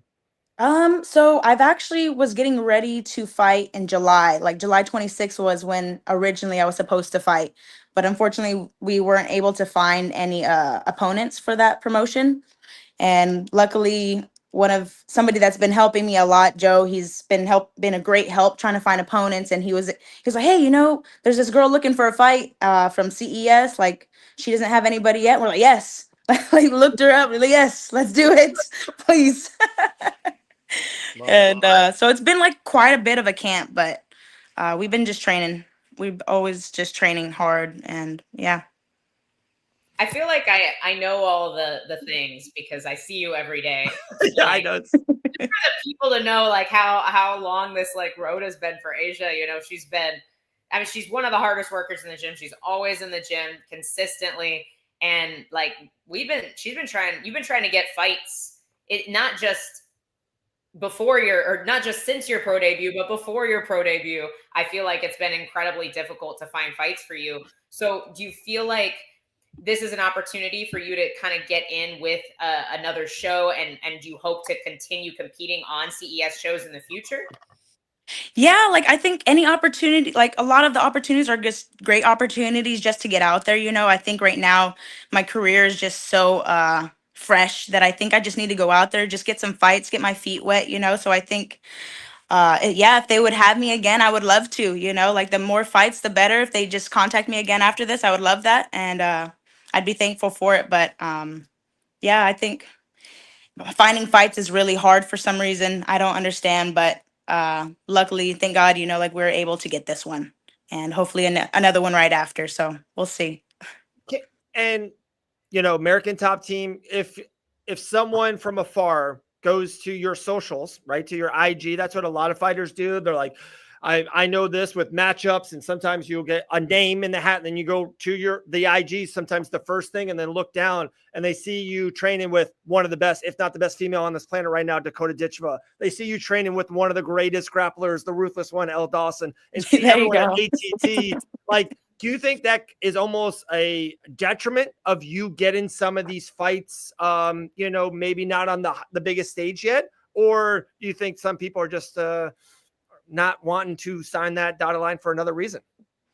No, I do think the name, like the gym in itself, it is a big part of it all. So when they do look up Aysia, like they see that I am training at American Top Team, and if Elle knows, like those are some of the best in the world. We have a lot of high level people there. So once they see who we're training with, it doesn't matter how like what our record could be, like I was thinking, 0-1, yeah, like their opponents are gonna come in, No, it was just as hard, and I think it is because of the name of American Top Team, and I am blessed to be able to call that my home gym. So it's unfortunate, but like it has its perks, like we train with the high level people, but it does have their downfalls where people are hesitant on taking some fights with us.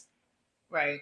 And I agree with you. I don't think I'm scary. No, I can't find fights either. So it's like you said 0-1. So obviously after this first professional win, coming up this weekend, hopefully, and looking back to that debut, huge stage, huge opportunity with Bellator against a really seasoned opponent. What do you feel like you were able to take away from that? And what have you been able to going into this next fight? So from that, man, I took a lot. Like that one hurt. That one really hurt, like I was putting like, even in that camp, I thought like I had an amazing camp, like there was maybe little things here and there that I thought, I was like, man, this sucks it happened. But like regardless of little circumstances, I thought that was an amazing camp. So when it turned out that I had lost, like, and unfortunately, like it doesn't always go your way, but I did take a lot from it. And I think it was more of a self-reflection, like I think this is where God showed me, hey, you're not just a fighter. Just know who I am. Know who you are first in me and in Christ, then you're not just a fighter. You don't identify as just being a fighter. you know, and I think that was more of a self-reflection. And then just, you know, I've also given you this dream on your heart for a reason, Aysia, like God speaking to me, you know, I put this dream on your heart for a reason, you know, you're meant to be here. So I know that there's still more in me, and I just need to make sure I know who I am in him first. I'm not just a fighter, and I just came back stronger. So he wants me to continue to use my gifts to be able to go out there and work hard and just display his goodness over my life, you know. I love that you've mentioned this now 3-4 times. It was part of my notes already. So this is goes right into it. I love how, what's the right word? Like, especially on your social media, like how much you are. I see Bible verses on your stories all the time. I don't know if you know that. I know you and Elle, but me, I'm absolutely the same way, same passion for all that as well. And I love just how forthcoming you are with this. And it's wild. And me and Elle mentioned it a couple weeks ago, like on the UFC, almost every single winner it was like the first show ever, they mentioned giving thanks to God first before anything else, you know, their teammates and sponsors and all that. And I do feel there is like a little bit of a transition right now in especially this MMA space with, people forthcoming of their love for their passion for Jesus and all of that. So I think it's pretty amazing where it's at right now. And how do you feel it? And do you feel the same momentum, or is that just from someone on the media side of it? I definitely do. I saw that where they posted that everybody had mentioned it. So, you know, like that already, that in itself, every time somebody thanks God, you know, like after their win, it gives me chills. I'm like, yeah, thank God. Yes, that is right. Give glory where glory is due, you know, because without him, you're not getting these opportunities. You're not given those abilities, you know, so as you should give, honor where honor is due, you know, like God gave you those abilities. So I love to see it, you know, and I'm happy that that's what people are doing now, and they're on it, you know, like I'm proud, and I'm so happy to be a part of it as well. And I'm hoping that will be my statement as well on this Saturday, to be able to give glory where it's due. Yeah, I know, absolutely. And I don't know if you guys know this. The reason I go to the church I go to in Florida is because of Aysia. So she Aysia down to Coastal Community Church. Shout out to all our Yes. we have the best church community down here in Parkland. But yeah, going into this, like this weekend, you're fighting Erica Valentine. She already has 2 professional wins under her belt. Do you like that you're able to pull from her film and look at these fights that she's won? And do you feel like watching her, what holes are you seeing? Would you rather watch film on somebody who's winning so you can see where they do well, or somebody who's losing so you can see where you can capitalize? What are your thoughts on that whole process looking at this opponent?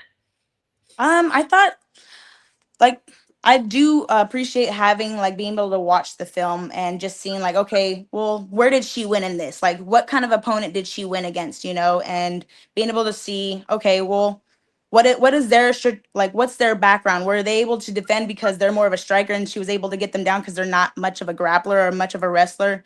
And just kind of just poke and see what the other person, where they lost at, and kind of just, I guess, evaluate in that perspective. But I do, yeah, like, if she I do like that she has, like, those wins, you know, like it makes her, if she feels confident, you know, that's awesome, you know, like, I want her best out there. I want to have my best out there as well, you know, like, it'll make us feel good if we just go out there and have a good fight and we both put our best. But I do think that I heard that she's like a kickboxer type of girl. I think she's kind of a kickboxer, but she's also seems like she's very comfortable on the ground. It doesn't seem like she wants to go for like a trip, or she wants to go for a takedown, and she's comfortable working on her back and everything. So I've watched a few of her films, and it just seems like she's more of an all-around type of fighter. But that's kind of what I got from it. Okay. This was actually literally going to my next question. We have the best chat in the game. Christian goes, is Coach L going to be in your corner for this fight? Not a coach. Media member, fighter, wife, mother of 3 dogs. Coach, come on, L. Come there on. We go. I literally sent all my film to L. I'm like, L, Grant, help, please. What do you think? I'm the medium through which information flows to Grant. Everybody wants Grant's opinion on everything. No, she's a big help. Elle has literally been there. Amazing help. She's literally there for everything. Nutrition, personal issue, like everything, fights, anything that you need. Elle is amazing. She's the best. With that being said, if Elle's not, who are some teammates that are going with you on this trip? Who's going to be in your corner? So I have Steve Mako. He's going to be in my corner, as well as my parents. They're going to come and support me as well. So Nice. My parents will be there. So nice. Love that. That's awesome. A couple good comments. Join the ATT gives you a plus 100 aura, seems for sure. Maybe plus 200, I would say. Another good question by Christian. Who's the hardest training partner to go with? My hardest training partner? Yes, ma'am. Let's see. Man, it's hard to say. Like, there's so many hard training partners. That's like, and you don't have to be nice about Dakota. We don't say anything nice about her on the show at all. So if you don't want to say anything nice about Dakota Ditchfield, you don't have to. All right. Yeah. No, but Dakota is like one of my main training partners. A lot of the time, like Dakota's always like before her fight, when she's also getting ready, when we're both not like in camp as well, we're always going together. So she's my main training partner. If not, then Marina. Marina's also been a huge part of my camp this time, where she's been my sparring partner for a majority of my camp. Nice. And then Carolina as well. But yeah, like a lot of the girls, like they're all hard hitters. So it's hard to just pick one person. But I will say Dakota is my main training partner whenever I am just training around. Just because I know we know how to like push, keep the pace up. I don't like just kind of lounging around, circling around, like I want to keep the pace up just to kind of keep my pressure in. I don't know. And I know Dakota, we keep pushing each other, and we're like, if I'm going down, like she'll encourage me to get up. Like we go back and forth, and we're just constantly encouraging and pushing each other to just be our best in training. And she's such a safe training partner too. Oh yeah. Guys. She's so technical and safe to go with too, which is amazing. Yeah. It feels like your fighting style, it sounds like a little like Merab Dvalishvili, like a lot of energy, a lot of in your face pace. Is that kind of good or not a good comparison? I don't know. Am I wrong on that one now? Is that good one? Accurate. Aysia does not take backward steps very often when you're going with her. Elle knows that if you throw, yeah. A machine. Do you have a middle nickname yet? A fight name yet? The Savage. I have just my Instagram name. Aysia, there's she only has a logo, Dave. She has a I logo. actually got that from high school though. Somebody gave that to me from high school. The nickname? And I just kind of kept it. Yeah. Like somebody was like, oh man, you're too savage. Like you should my Instagram was just Aysia Cortez before in high school. And then they're like, man, you're savage. Well, I was like, that's a cool Instagram. I'll put that as my Instagram. And I just kind of kept it the same since high school. I love it. That's awesome. Well, I cannot wait, guys. Saturday night, CES. Aysia will get her first professional win.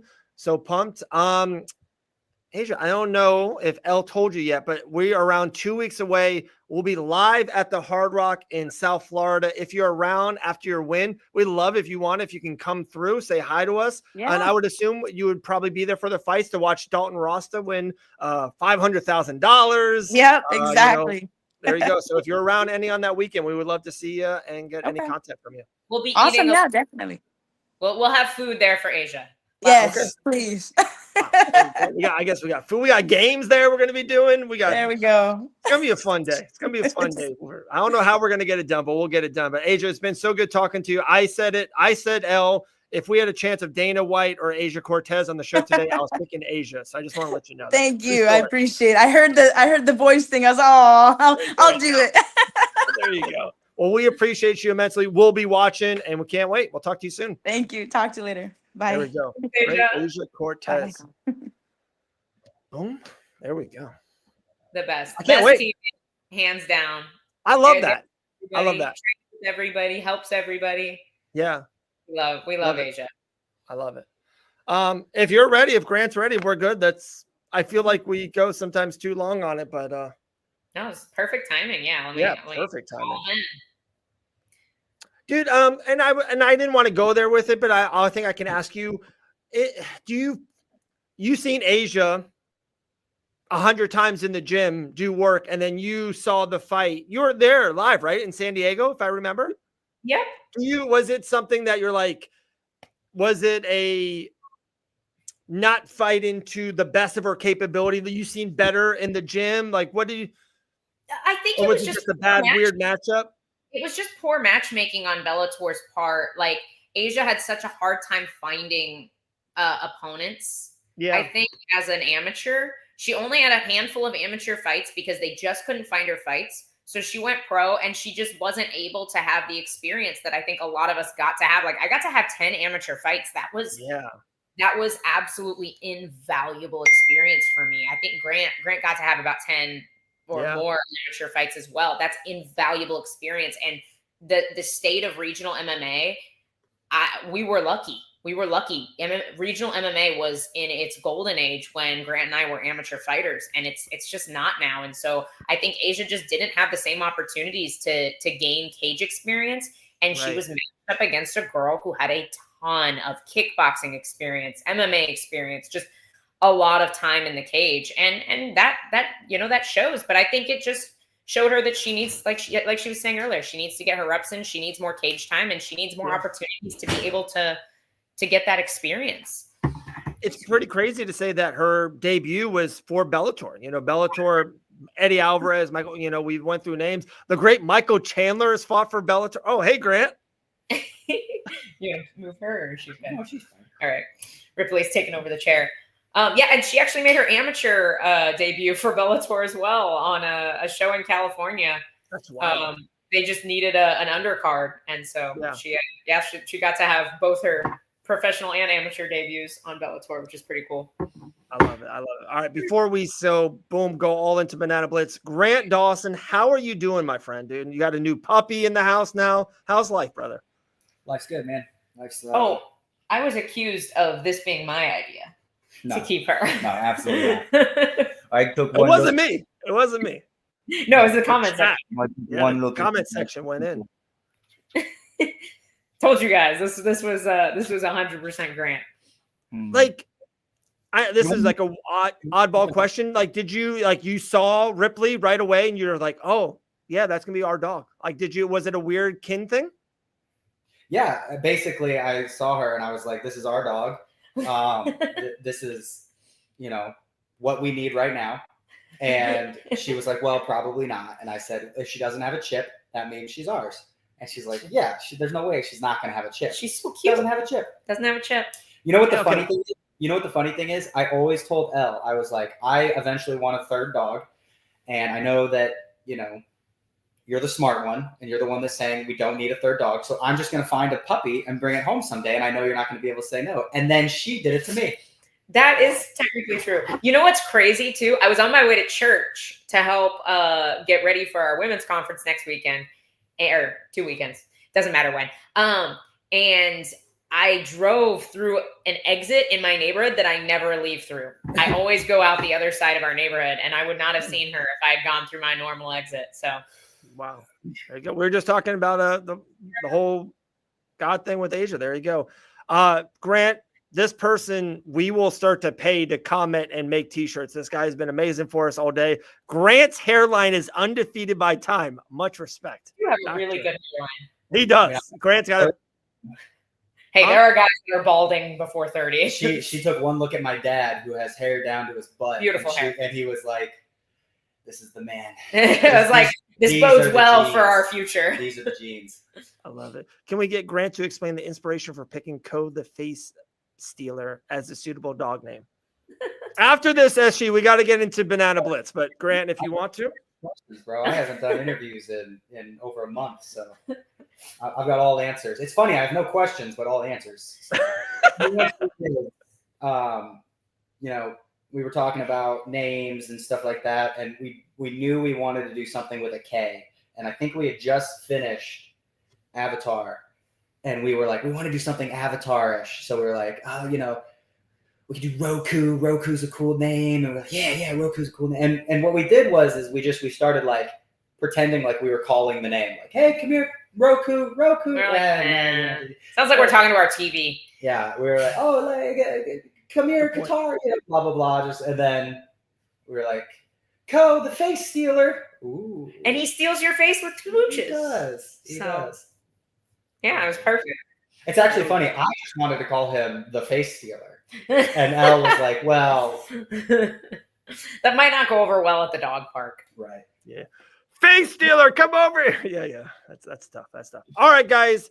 This is the Banana Blitz of UFC Vegas 109. We are coming off an insane great card of UFC Vegas 108, where American teammates stole the show. But let's get into UFC Vegas 109. Real quick, before we start, can I say something? Yeah, it's your show. I'll make it quick. Everybody needs to stop complaining about the Apex. Okay? I agree with you. Every Apex card, all I see is negativity, get rid of the Apex. Look, I'm not saying that a show with a crowd is Not better. Not better.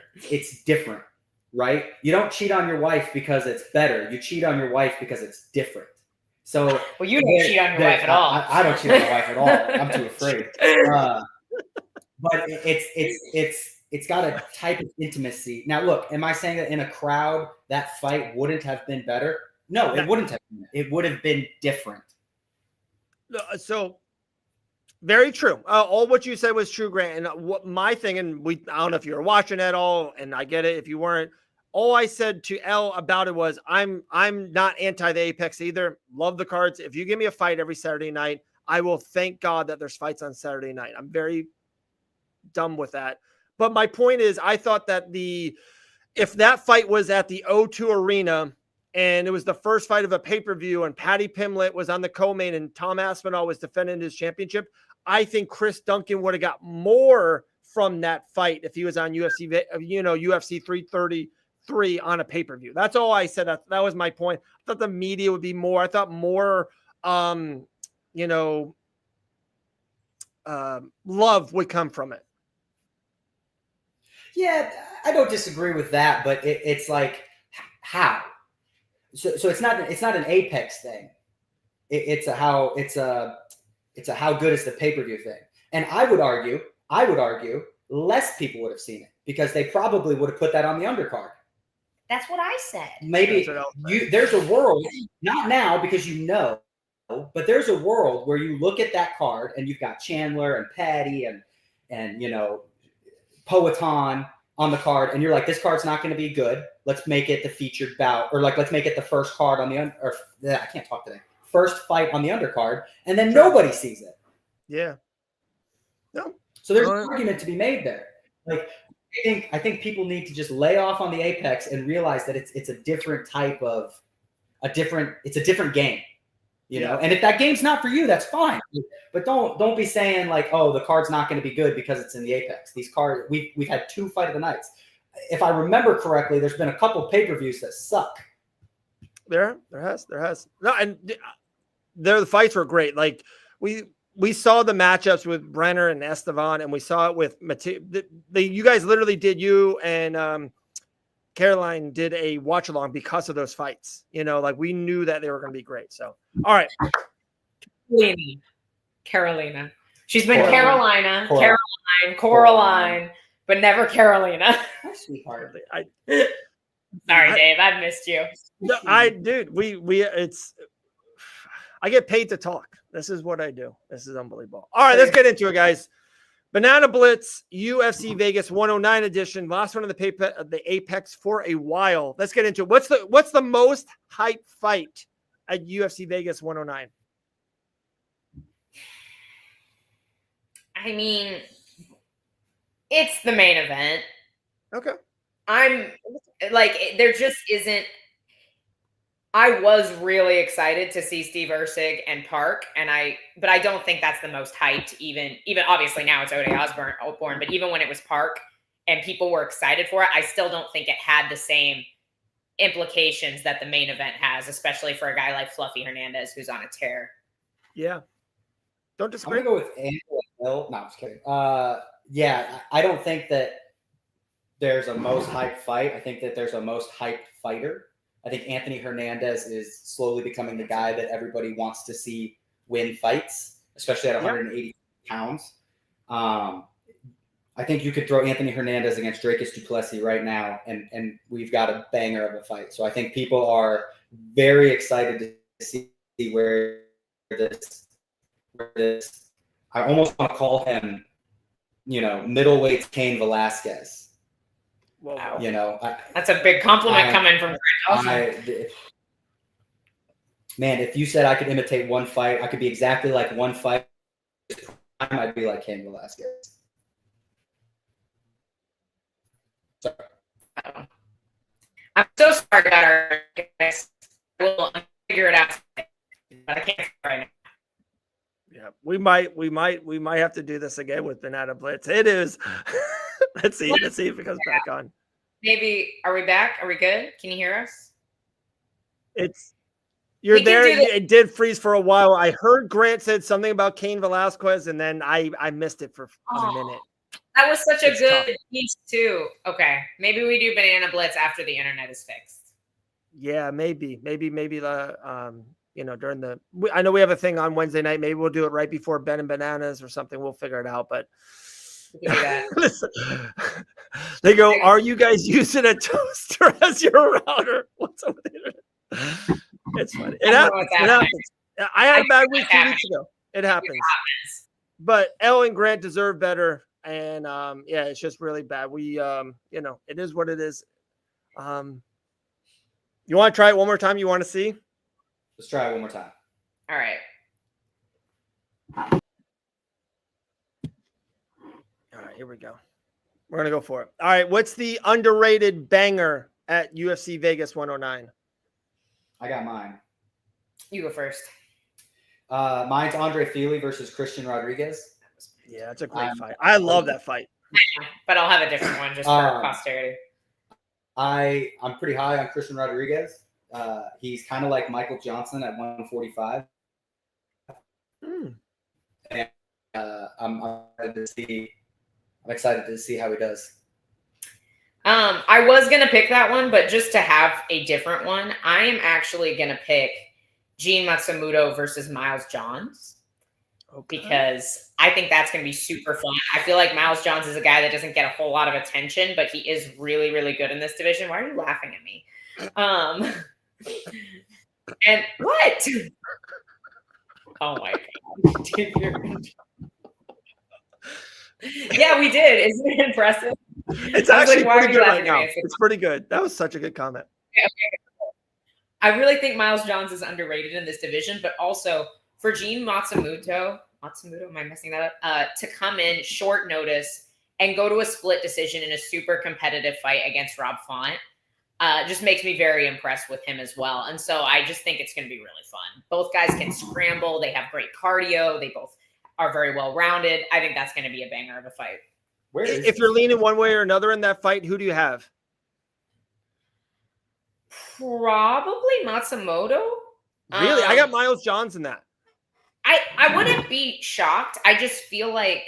Okay. I love it. I feel like if we're looking at, I guess it's a big jump for him. Big jump. I was so impressed with his loss to. I was more impressed with his loss to Rob Font than I was with Miles Johns' loss to Felipe Lima, if that makes sense. No, I got you. They're both coming off losses, so it's like, but I will say there's value on Miles Johns as a decent underdog. Yeah. I nailed. I don't know if you guys watched Better Bananas last week. My underdog of the week was Neil Magny. I thought he was like, there's that huge jump. I don't understand why people are forgetting. Like Grant, if you fight, and I know it's the wrong weight class, it's just the name that popped in my head, like Austin Bashi. It's like, I know he's super trendy and he's young and he's a prospect, but you've been in the UFC for 5 years. You have 10, 11 wins in the UFC. That's a major jump from Austin Bashi just getting his first UFC win ever. Do you agree or disagree with that? Well, I appreciate the comparison, but it's also, you got a guy that's in me just reaching my prime, and then you got a guy in Neil Magny coming off of a bunch of losses and seeing like he's at the end of his prime. I think that's kind of what they were thinking. Right. And man, dude, Austin Bashi's good. He might beat me. That good kid. He's a good fighter, bro. Yeah. I just think the Taliesin Teixeira, Derek Lewis, Buckley to Usman, dude, there's a reason why, yourself included, Gillian included, you guys have been in the UFC, the top level competition for years, 5, 8, 10 years. there's a lot of credibility and valuability in that, I think. All right, maybe one or two more, and we'll let it run. We're already at 2. Let's go with, okay, this is a good one. Who's your lock of the card at UFC Vegas 109?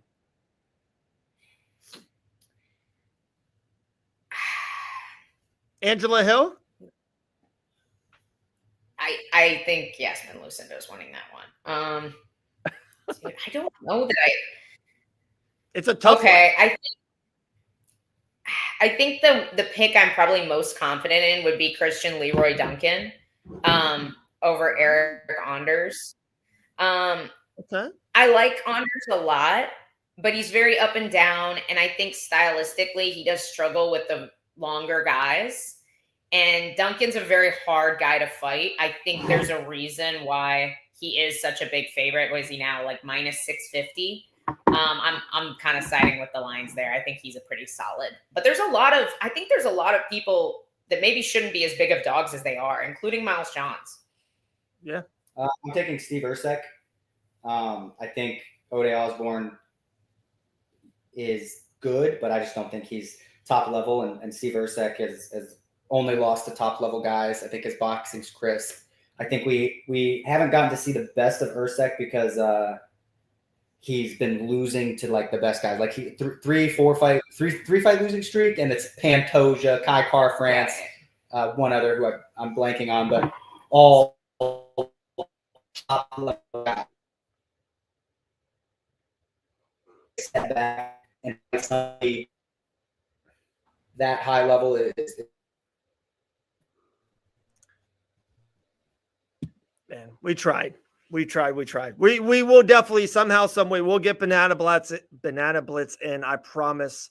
But yeah, those answers are too good. And Grant Dawson dropping gems. Can't have it, cut it out on the internet. We'll get it in. I promise. We'll make it work. But guys, we appreciate you watching the show. Gillian the Savage Robertson, Aysia Cortez, and yeah, of course, Elle for hosting the whole thing, and Grant at the end. Sorry that the Wi-Fi was funky. Well, you know, it happens. It's life. But tomorrow night, Ben and Bananas around 9 p.m. on the East Coast.